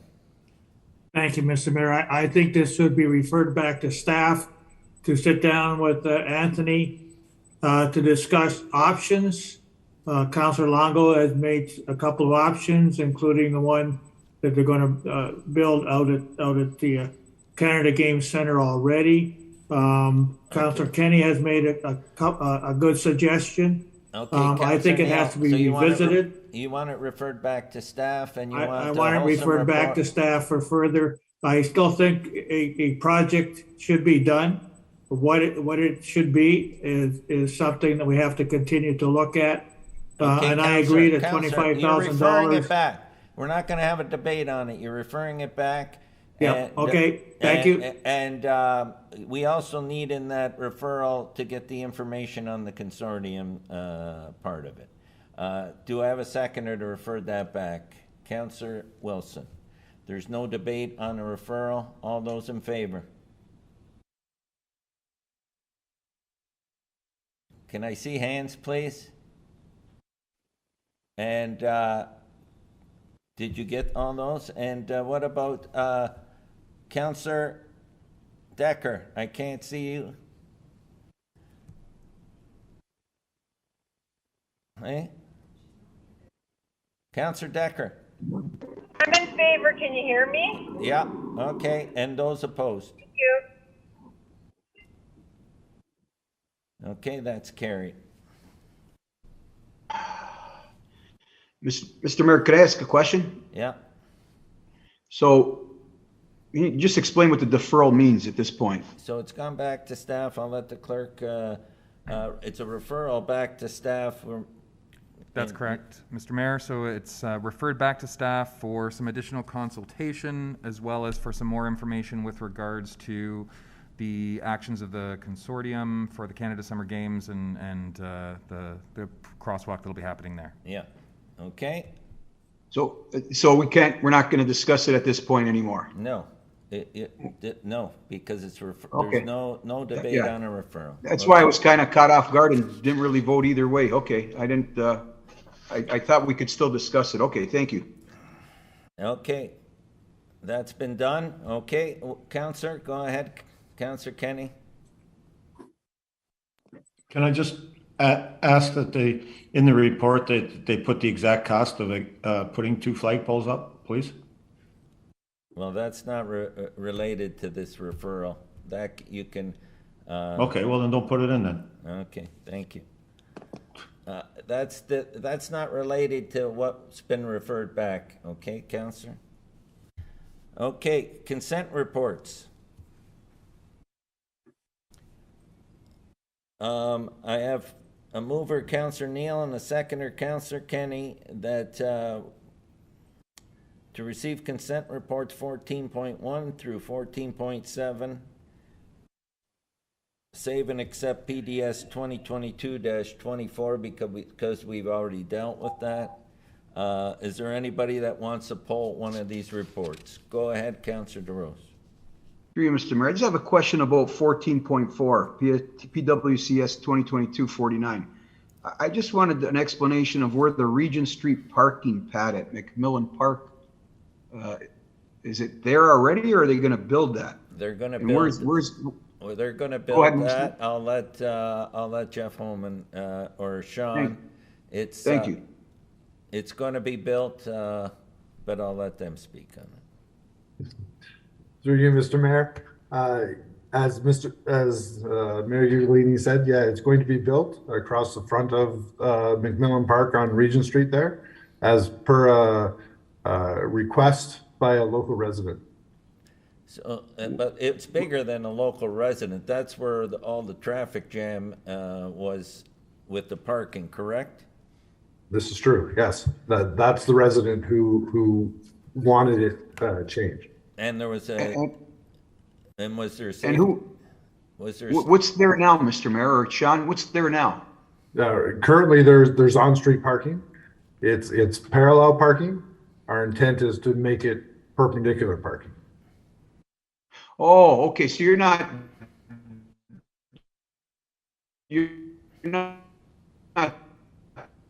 taking over any land and putting up, because it says a pad in, so I thought you meant buy some property or use some property. So it's on the street parking still. On the street parking. Similar, actually, I was going to say similar to Front Street, but that's not entirely true because Front Street's still parallel parking. Okay. Similar to Front Street in the sense that we're going to put a curb in and it'll be on the road allowance. Okay, I was under the impression it was building a parking lot. Thank you for clarifying. Yeah. Anyone else on that particular one? Go ahead, Councillor Longo. Thank you, Mr. Mayor. Through you to Mr. Dunsmore. So just on this Regent Street parking pad, that is going to basically have diagonal parking on the grass portion that's there now. So we're going to take away the grass area. Through you, Mr. Mayor, it'll be perpendicular parking, so it'll be, okay. It won't be diagonal. Okay. And yes, it'll be on the north side of Regent Street, and it'll be perpendicular to the flow of traffic. And thank you, Mr. Thank you. And how many spots will there be, and will any trees be affected? At this point in time, the trees, yes. A couple of the very large trees in there will be affected. I think we had it designed at 15 spots. Thank you. And through you, Mr. Mayor, are the trees healthy? Yes, they are healthy. Yes, and very old growth trees. Oh, okay. I have a problem with cutting down healthy trees, Mr. Mayor. Yeah. And so is there a way that those trees can be saved in the design? Certainly we could reevaluate it and come up with a design that would minimize the effect on the trees. Thank you, Mr. Mayor. For one councillor, I'd be happy that we could have a look at it and try to save some trees rather than have extra parking spots. Thank you. Councillor Neal. I agree with Councillor Longo, and I'm going to be bringing up another issue later on in another one of our projects. We're trying to save trees. We're trying to save the frog pond. We're trying to put more canopy within our community. And all of a sudden, we're going to destroy healthy trees. I'm surprised that this didn't come out in the report. All it said was doing a pad for parking. Well, I used to live for 18 years across from where they're going to do this, and I know the trees. And I'm very, very surprised because of what's been happening lately from constituents and trying to save the tree canopy and that. And so I'm very surprised at this, and that it really bothers me. Thank you, Councillor Neal. Go ahead, Councillor DeRose. Through you, Mr. Mayor. Sean, how many present parking spots are there? You're going to bump it up to 15. How many are there presently? Through you, Mr. Mayor, there's about 7. Okay. And so is it the people that live there, or is it when there's a ball game that the issue arises? Through you, Mr. Mayor, the parkers on the street are usually related to a ball game or use of the park. The people who complain are the local residents who are trying to get out of their driveway. So I'm wondering why we can't divert McMillan parking to Thorold. Thorold High's parking lot is huge. We used to park there for soccer games. And so I think there's a way around this without even doing this. And I agree with Councillor Neal and Councillor Longo. Those trees are beautiful. I wouldn't touch them. I won't support that. Thank you. Thank you, Councillor DeRose. Go ahead, Sean. Sean, did you want to comment on that? Yeah, if we're gonna not support this, could we simply put the motion to not support the construction of that parking lot? We still need to do the rest of the work. Yeah, we can do that when the time comes, absolutely. Anyone else? Okay, Councillor Hanley. Councillor Hanley. Myself, to echo the sentiments of some other councils and that stuff. You know, we got mature trees here. We know the issue that we've had recently and that stuff. We just had the official plan here from the region here, and they talked about diversity and ecosystems and saving land. And we have a regional tree policy too. And you know, why do we have a regional tree policy? We're going to take down healthy trees. I can't see it happening. I live in the area, you know, and they're beautiful trees. They've been there probably 60, 70 years. And to remove them to appease residents and that stuff, I think if anybody has any ecological sense, you know, or for the environment, they wouldn't want them taken down either. So I know the resident that's been claimed has complained to me over several of the years and that stuff, an issue with getting in out of his driveway. And I think there's an alternative to this. And Councilor Jones made a great point. We got the high school parking lot right down the street that can be utilized, or matter of fact, the city of Thorold has a parking lot right there across the street from Thorold High School that can be utilized also. Thank you. Councillor Sentence. Thank you, Mr. Mayor. Through you to Sean. Sean, is it just, maybe this is too simple, or I'm not looking at it the right way. What if we just said no parking on that side? That automatically diverts them down the street to Thorold High. Through you, Mr. Mayor, yes, that is certainly a possibility. Well, I just thinking, if we're thinking about this, we put up a few no parking signs, trees stay, people can't park there, they have to move down the way to park. Just a thought, if you're redoing this. Thank you. Certainly. Okay, anyone else to speak on that? Okay. So we're going to deal with this item first. So that's PWCS 2022-49. Staff recommended that if we want to pull that particular item past the rest of it, so it'd be the Regent Street parking pad at McMillan Park, that gets referred back. Because council's concerned and they want to make sure that no trees are getting destroyed, and either come up with a plan or come up with a parking plan on that, and the rest of the items we move forward on. Is everybody good with that?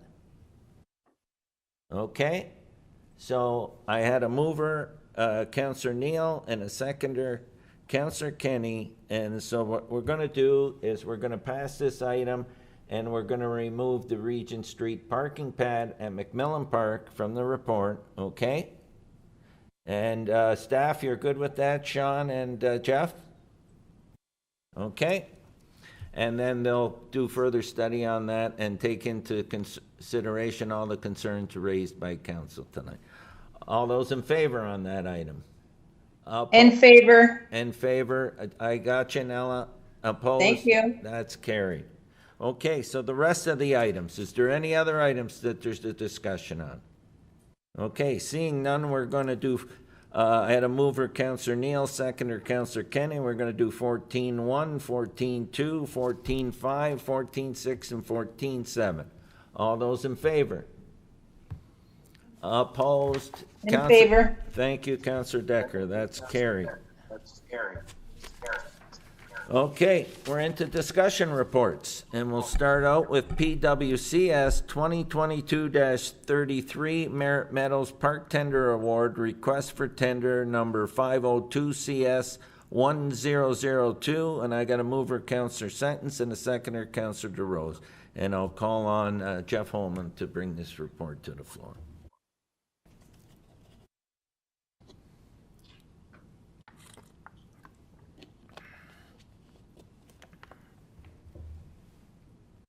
Mr. Mayor, the recommendation is the report PWCS 2022-33, dated May 9th, 2022, respecting Merit Meadows Park Tender Award, request for tender number 502CS1002, be received, and the following recommendations approved. 1, that the request for tender, RFT number 502CS1002, for the construction of Merit Meadows Park be awarded to Stoll Construction Limited at a contract price of $394,404 even, including contingency and excluding HST. 2, that additional funding in the amount of $161,300 be reallocated from the Development Charges Reserve, $136,170, and from the Municipal Land and Building Reserve, $25,130. And 3, that the mayor and clerk be authorized to execute the necessary contract documents. Thank you. Thank you. Now I'll open the floor up for questions. Are there any questions regarding this report? Councillor Neal. Go ahead, Councillor Neal. Councillor Neal, you're muted.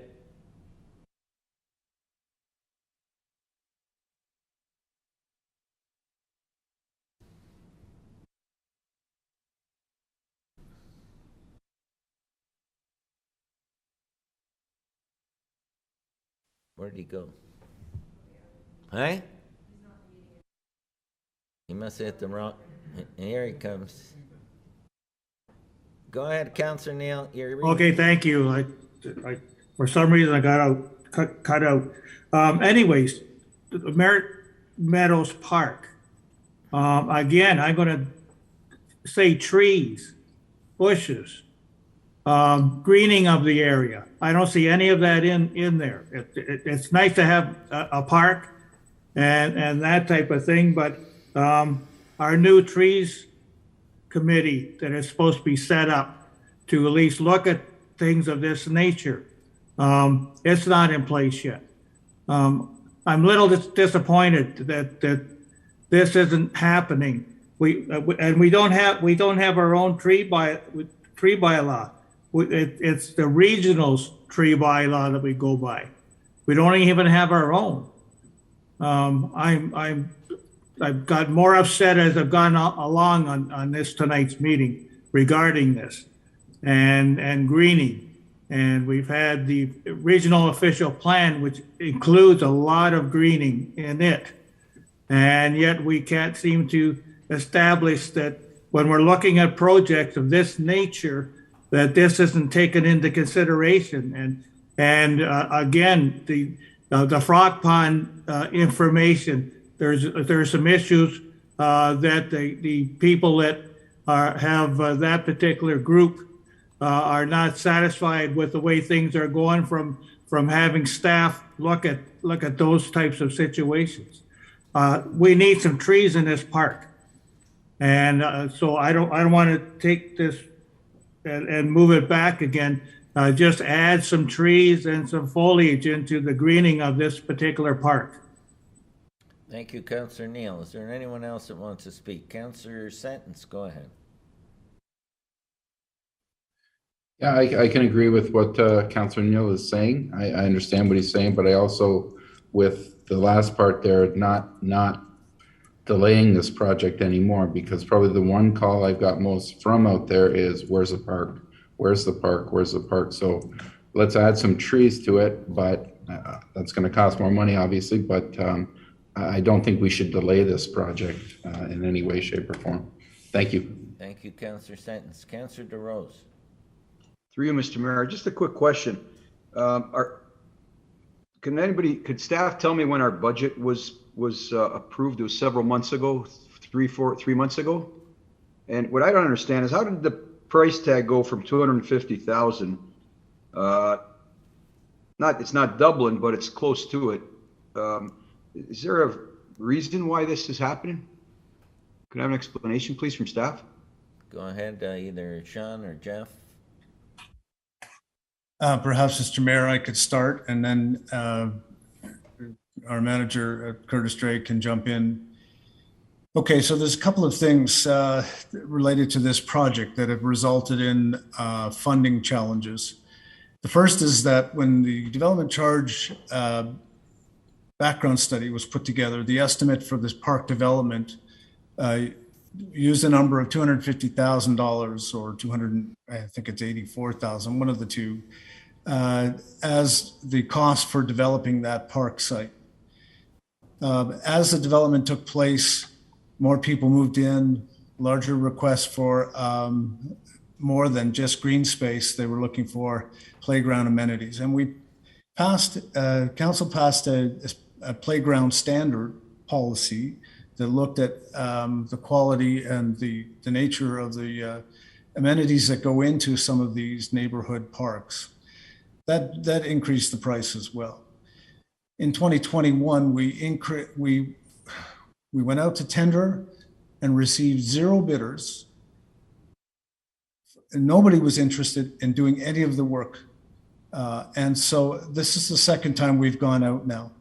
Now, since that time, there has been some issues, again, related to COVID and supply chain issues, related to availability of companies wanting to bid on this project.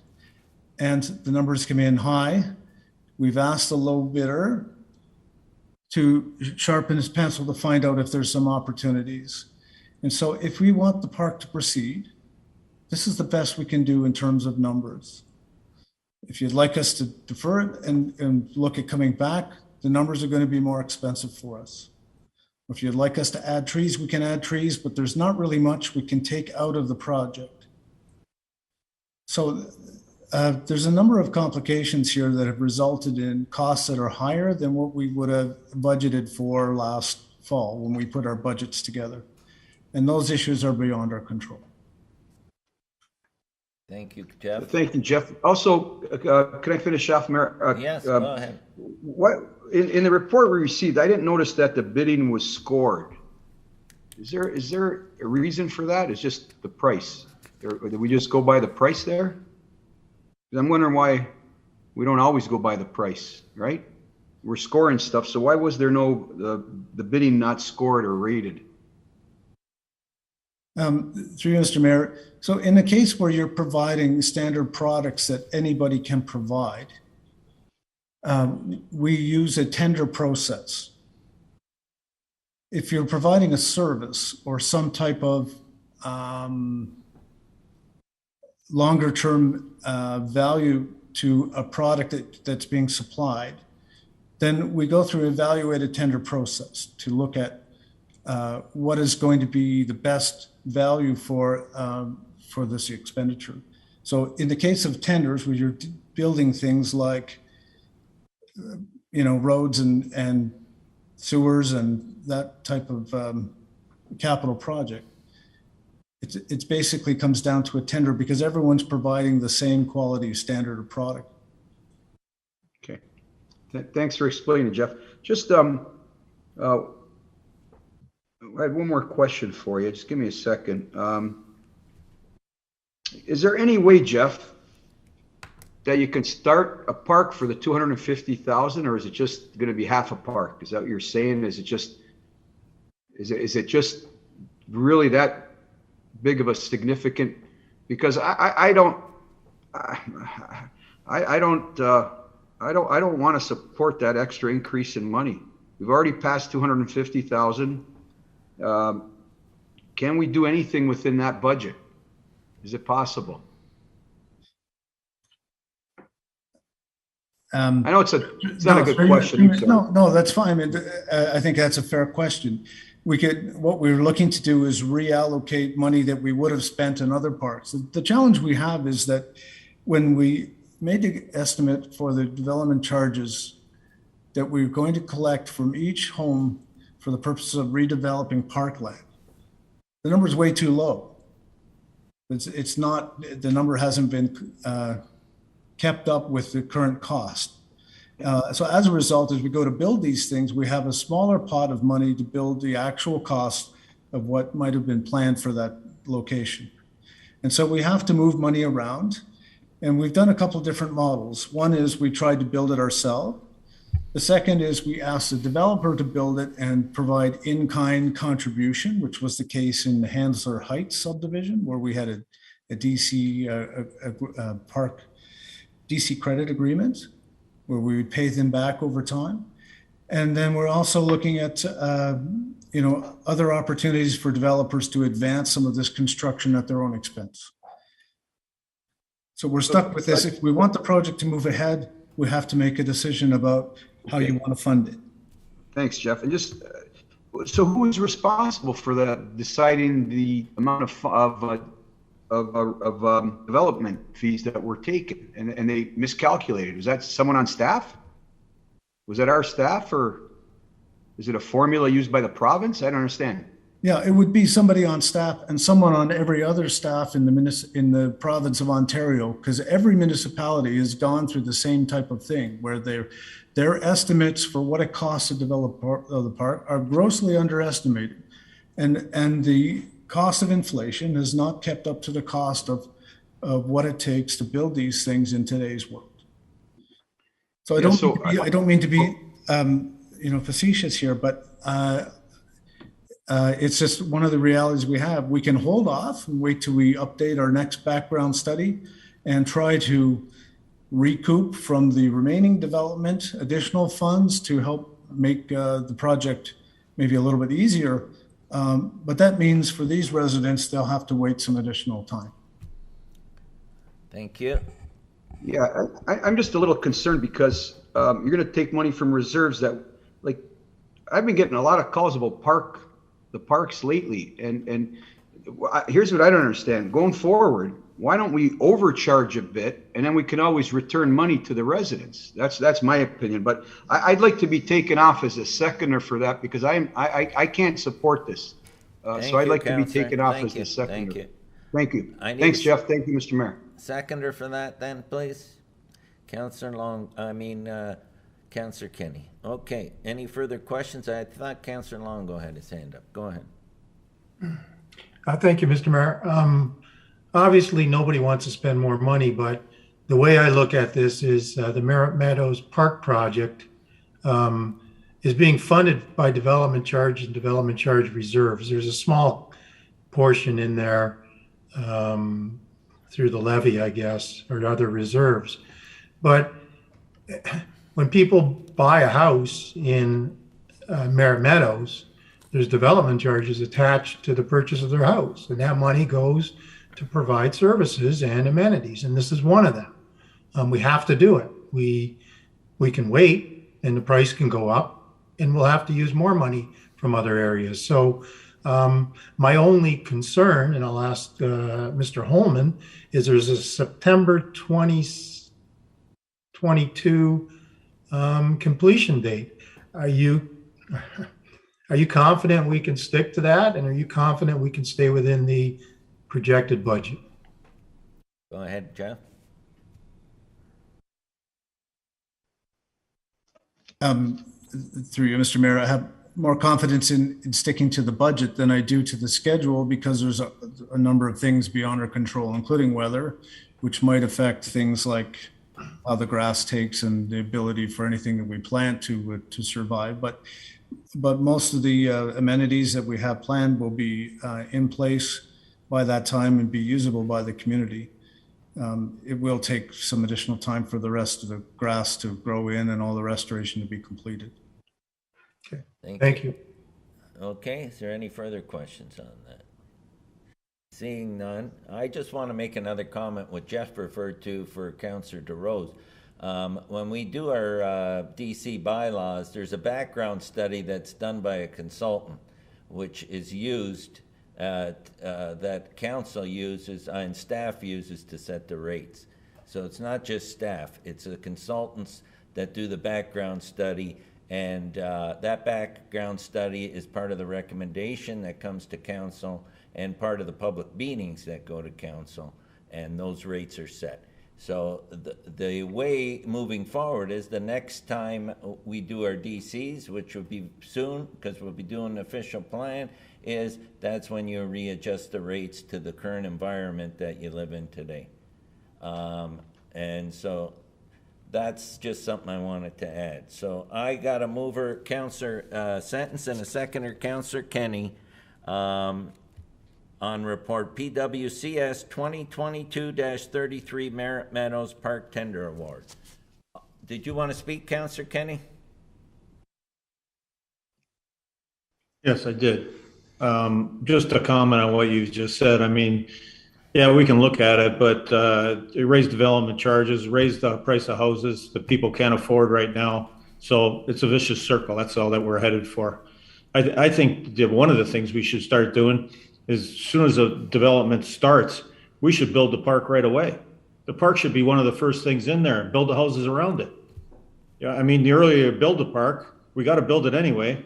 The cheaper it's going to be instead of waiting a year or two after the development's all pretty well done. Thank you. Okay, so I had a mover, Councillor Sentence, seconder, Councillor Kenny. All those in favor? Opposed? That is carried. Okay. PWCS 2022-50 Municipal Operations Center Contractor Tender Award. Request for tender 602 0P 2017-T1. I had a mover, Councillor Decker, and a seconder, Councillor Longo. And I'll ask Jeff to bring that report to the floor.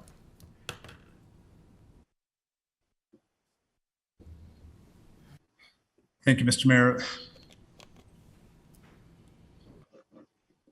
The recommendation is that report PWCS 2022-50 dated May 16th, 2022, respecting Municipal Operations Center Contractor Tender Award, request for tender number 6020P2017-T1 be received, and the following recommendations be approved. 1, that the request for tender number 6020P 2017-T1 regarding the Municipal Operations Center rehabilitation be awarded to 1320376 Ontario Limited, operating as GenPro Construction, at a contract price of $11,300,000, including contingency plus HST. 2, that the funding of the budget overrun in the amount of $3,747,300 be approved as follows. $712,000 from Water Reserve, $712,000 from the Sanitary Reserve, $1,386,500 from the DC Reserve Future, and $936,800 from the General Levy through internal financing. And 3, that the mayor and clerk be authorized to execute the necessary contract. Thank you. Thank you. And now I'll open the floor for questions to Jeff. Let's start with Councillor DeRose. Through you, Mr. Mayor. Once again, I'm flabbergasted that since we approved this in the budget, it's gone up 43.02% over budget. Is that because we didn't get the tender done till just recently, or is it like did things go up 43% in the last 4 or 5 months? Jeff, can you answer? Anybody answer that, please? Jeff, go ahead. I think some of them questions are in the report, but Jeff, go ahead. Well, I read that supply chain, COVID. I read that, but is there another reason, or is that it? I did read the report. So, Mr. Mayor, there have been a number of increases that have occurred. When we put the budget together, I believe we had a Class B cost estimate. Since that time in July, we reported to you that the Class A cost estimate had increased the cost to $8.3 million.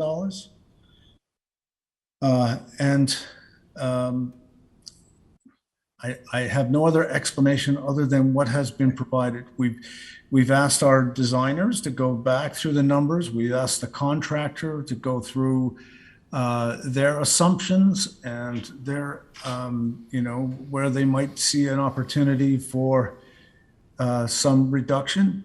And we have unturned just about every rock from a financial on the revenue side or on the financing side of things.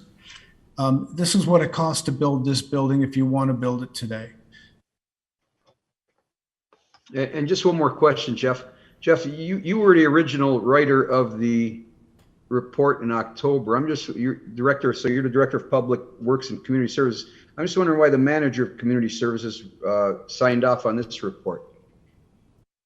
So I'm just wondering why it wasn't consistent and done by the same person. Is there a reason for that, or just work schedule, or?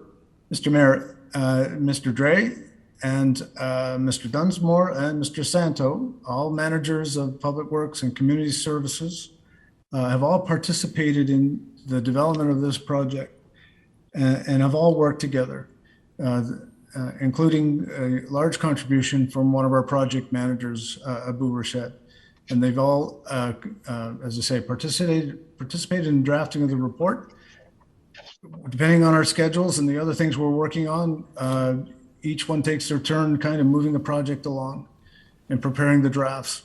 At the end of the day, myself and the CAO sign off on the recommendations. But as far as the preparation of the rest of the report, it's a team effort. Okay, thank you. Thank you. Councillor Hanley. Thank you, Mr. Mayor. Yeah, it's unfortunate we need to spend the extra money, but where we went wrong, we had a proposal in front of us just a few years ago for $4.1 million. And we deferred the project as a council when we had the golden opportunity to do this before COVID, before any reasons why the inflated prices now. So the only ones we can blame for this is ourselves for not taking the initiative when we first were discussing it. We procrastinated on this project for about 10 years now, maybe 3 terms of council. That's why we're where we are today. I'm only now going to wait and see what this fire hall is going to cost us when it comes forward now, because obviously from the projected numbers we've seen here for the Public Works operational facility, we're not going to be in budget or going to get a building for what we assumed we would get when we purchased the property for the new fire hall. So we're going to have to be cognizant of this in the future. The prices for what it's already been noted here tonight in a few reports. Anything that we've done in 2021 is no longer a fruition. It's no longer feasible and that stuff. Any estimates that we ever got then have been underestimated by 100, 150%, 50%. So we're going to have to be cognizant as a council moving forward that we're going to have to put extra money in projects, because the way the society is going today, things are only going to be looking worse in the future. They're not going to get any better. Thank you. That's my 2 cents. Thank you. Thank you. Thank you, Councillor Hanley. Councillor Sentence. I agree with Councillor Hanley and what he just said. If we kick this down the road, it's going to be more expensive, and it's going to be other councils that are going to have to handle this. Nobody likes paying the extra money. I see that you worked hard to try and find the extra money elsewhere. The only thing that, see what the other councilors think is that maybe the money doesn't go to the levy, it goes to, the DC reserve or something else, what else might be available. But I'm not a pro at that, but I will move this project along because it's going to cost somebody down the road if we don't. Thank you. Thank you. Is there anyone else? Go ahead, Councillor Longo. Thank you, Mr. Mayor. Just a couple of comments. I agree with most of what Councillor Hanley said, but if you may recall, we did approve this project about 7 years ago at about 2.2 million, and nothing happened after it was approved. So at least we're moving forward here. I do have a few questions on the budgetary status. Obviously, we need to find money to do it. Nobody wants to spend more, but is there a staff member that can explain to me what DC reserve brackets future of 1,386,500 means? What does that mean in DC reserve future? Thank you. Manoj? Kate is here? Is Kate here that can answer that question? Yes, I'm here. Through you, Mr. Mayor. Councillor Longo, so what that means is that's DC or development charges that have yet to be collected. So it would be like internal financing, but through the development charges. And our consultant is going to work with the city to make sure that we have the appropriate schedule set up. Okay, thank you for that. I didn't know you were on for that answer. So I'll have a follow-up question and kind of understanding how DCs work. DCs are eligible for this project? Yes, through you, Mr. Mayor. So the Operations Center was originally included in previous development charge studies, including the 2019 study, which is the current study. So it is eligible for DC funding at this point in time. Okay, and just one more question, if I could, on the DC's reserves, using those. Will that affect our next DC development charge study and have development charges go up even more because we're pre-spending money? Am I looking at this properly? So the development charges, when the consultants prepared the development charge studies, they look at what projects have been completed, which projects are to be completed in the future. So there will be an increase in the development charges because we had an increase in this project. That's not to say that there might be decreases because other projects have fallen off. Obviously, at this point in time, I can't give you a definitive answer on that. Okay, thank you. And since we have you on the line, I will ask you on the water reserve and sanitary reserve. As you probably recall, the Director of Finance warns us against using reserves for unintended purposes. What's the feeling of the Finance Department on using the water and sanitary reserve here? And this, unfortunately, is one of the concerns, is that if you use the reserve at this point in time, you're obviously taking monies away from future projects. That is something that we can look at with the 2023 budget. We have done a tentative internal funding schedule for both the water and sanitary portions. If we used a 25-year debenture term, which is the same as for the rest of the internal funding for this project, it would be a funding provision of $43,500 each for water and sewer. So not a significant increase if council decided instead to put a charge on future levies instead of taking the monies from the reserves. So we do have that option if we choose to do so at the 2023 budget deliberations. Okay, thank you. And I guess my final question is on line 4 of the budgetary status. levy, internal financing, capital asset transportation reserves. Can you explain how the levy works since we've already passed the budget? Okay, so because the project has not yet been finalized, internal funding is not used. So the city currently has $210,483 within the 2022 budget to pay for the portion of the project already approved by council.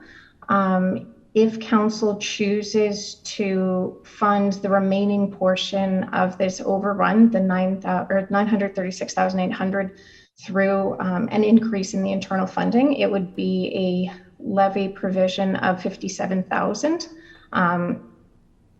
That said, at the 2023 budget deliberations, it may be decided that perhaps we could use reserve funding for a portion of that, or fully internal funding for that 57,000. So at this point in time, we just don't know what the final costs are going to be for the project. So we wanted to defer the actual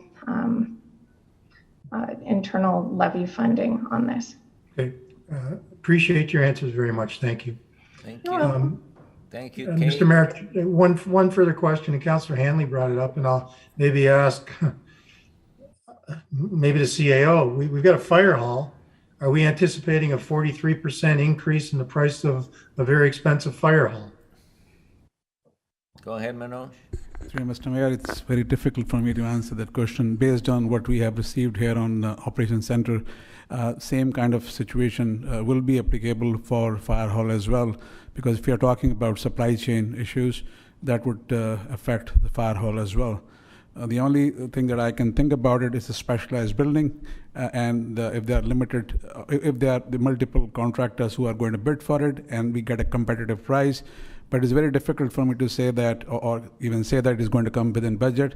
Whether it is whatever the amount comes out, I think when we open the tender, that's only we're going to find out. So it's very difficult for us to say how much more increase or how much over budget it's going to be. So it's basically speculating if I'm putting a number together. Thank you. But I guess we can agree that we're going to be having this conversation all over again. Through Mr. Mayor, safe to assume that, yes, thanks. Thank you. you. Is there any further questions? Okay, seeing none, I just want to say this shows the importance and of not kicking projects down the road because they definitely don't get cheaper. Okay, so I had a mover, Councillor Decker, and a seconder, Councillor Longo, PWCS 2022-50. Municipal Operations Center Contractor Tender Award. All those in favor? Opposed? That is carried.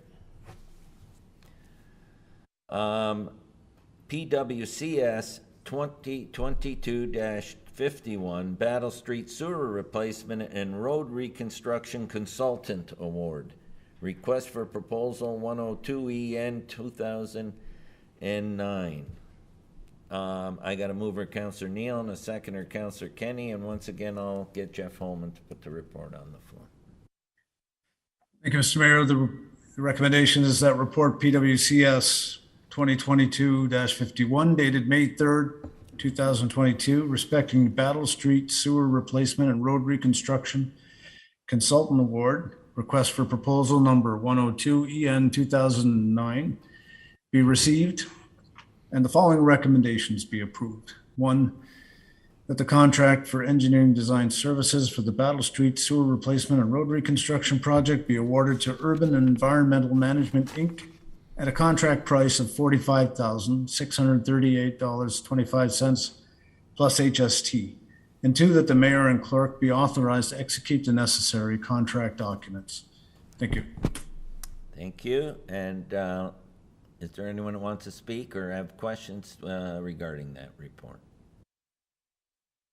Seeing none, I had the mover, Councillor Neal, and the seconder, Councillor Kenny, on PWCS 2022-51 Battle Street Sewer Replacement and Road Reconstruction Consultant Award. All those in favor?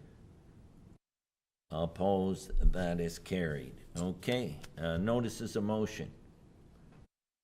Go ahead, Councillor DeRose.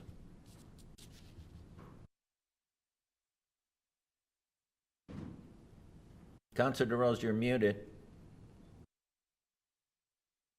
Thank you, Mr. Mayor. Sorry about that. I wanted to discuss and bring forward a motion for next council meeting in regards to the mental health and addiction crisis that's devastating the Niagara region and Thorold, of course.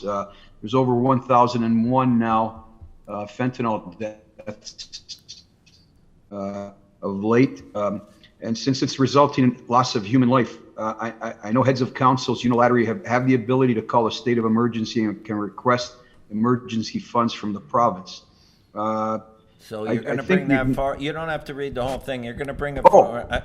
You're going to bring. Yes, I'd like to bring it forward to June 7th meeting, please. Yeah, that'll be great, and you'll work with the clerk on the final language, correct? Thank you, Mr. Mayor. Thank you, Councillor DeRose. Okay, we're going to move on to a closed meeting. Do you want me to read this before we ask the question about the two items? We can, sorry, Mr. Mayor, we can ask the council if they would like to go into closed session for both items, the one on the agenda and the statement by councillor brought forward by Councillor DeRose. Okay, so we have, before I read anything, we have one that was on the agenda and the one that Councillor DeRose wanted to add under statement by councillors. Do I need a motion for that? Or just... I think the question would be to council, is there any objection to going in for both? Is there any objection to go in for both? Mr. Mayor, I don't have an objection, but before we go into closed session, I just want to ask something. So I'll let you finish your thought, but. No, before I go into closed session, I'll be reading why we're going in both items. Can I say what I need to say first then? Yes, you can. Sorry, I'm sorry. I just wanted to ask Councillor DeRose if I could, he's got this this motion that he wants to bring forward. And there's a topic that I think would piggyback on that. So I don't know if he would want to add this and I can work with him on it. But we have like not dry housing anymore or shelters. So I think that that's contributed to it where we have where people can actually do drugs in shelters now.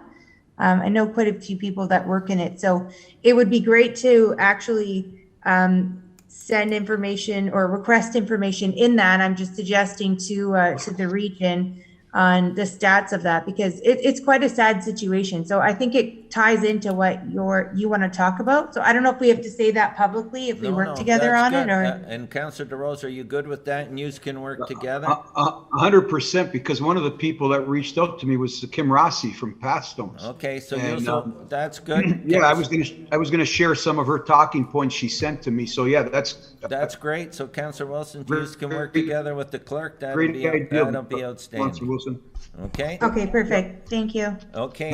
And awesome. Thank you. And everybody's good with both items in closed session. Is there anyone opposed to that? Seeing none, I'll do the reading then. Before I ask for a mover and seconder to go into closed session, I would like to remind you of your obligations respecting closed sessions.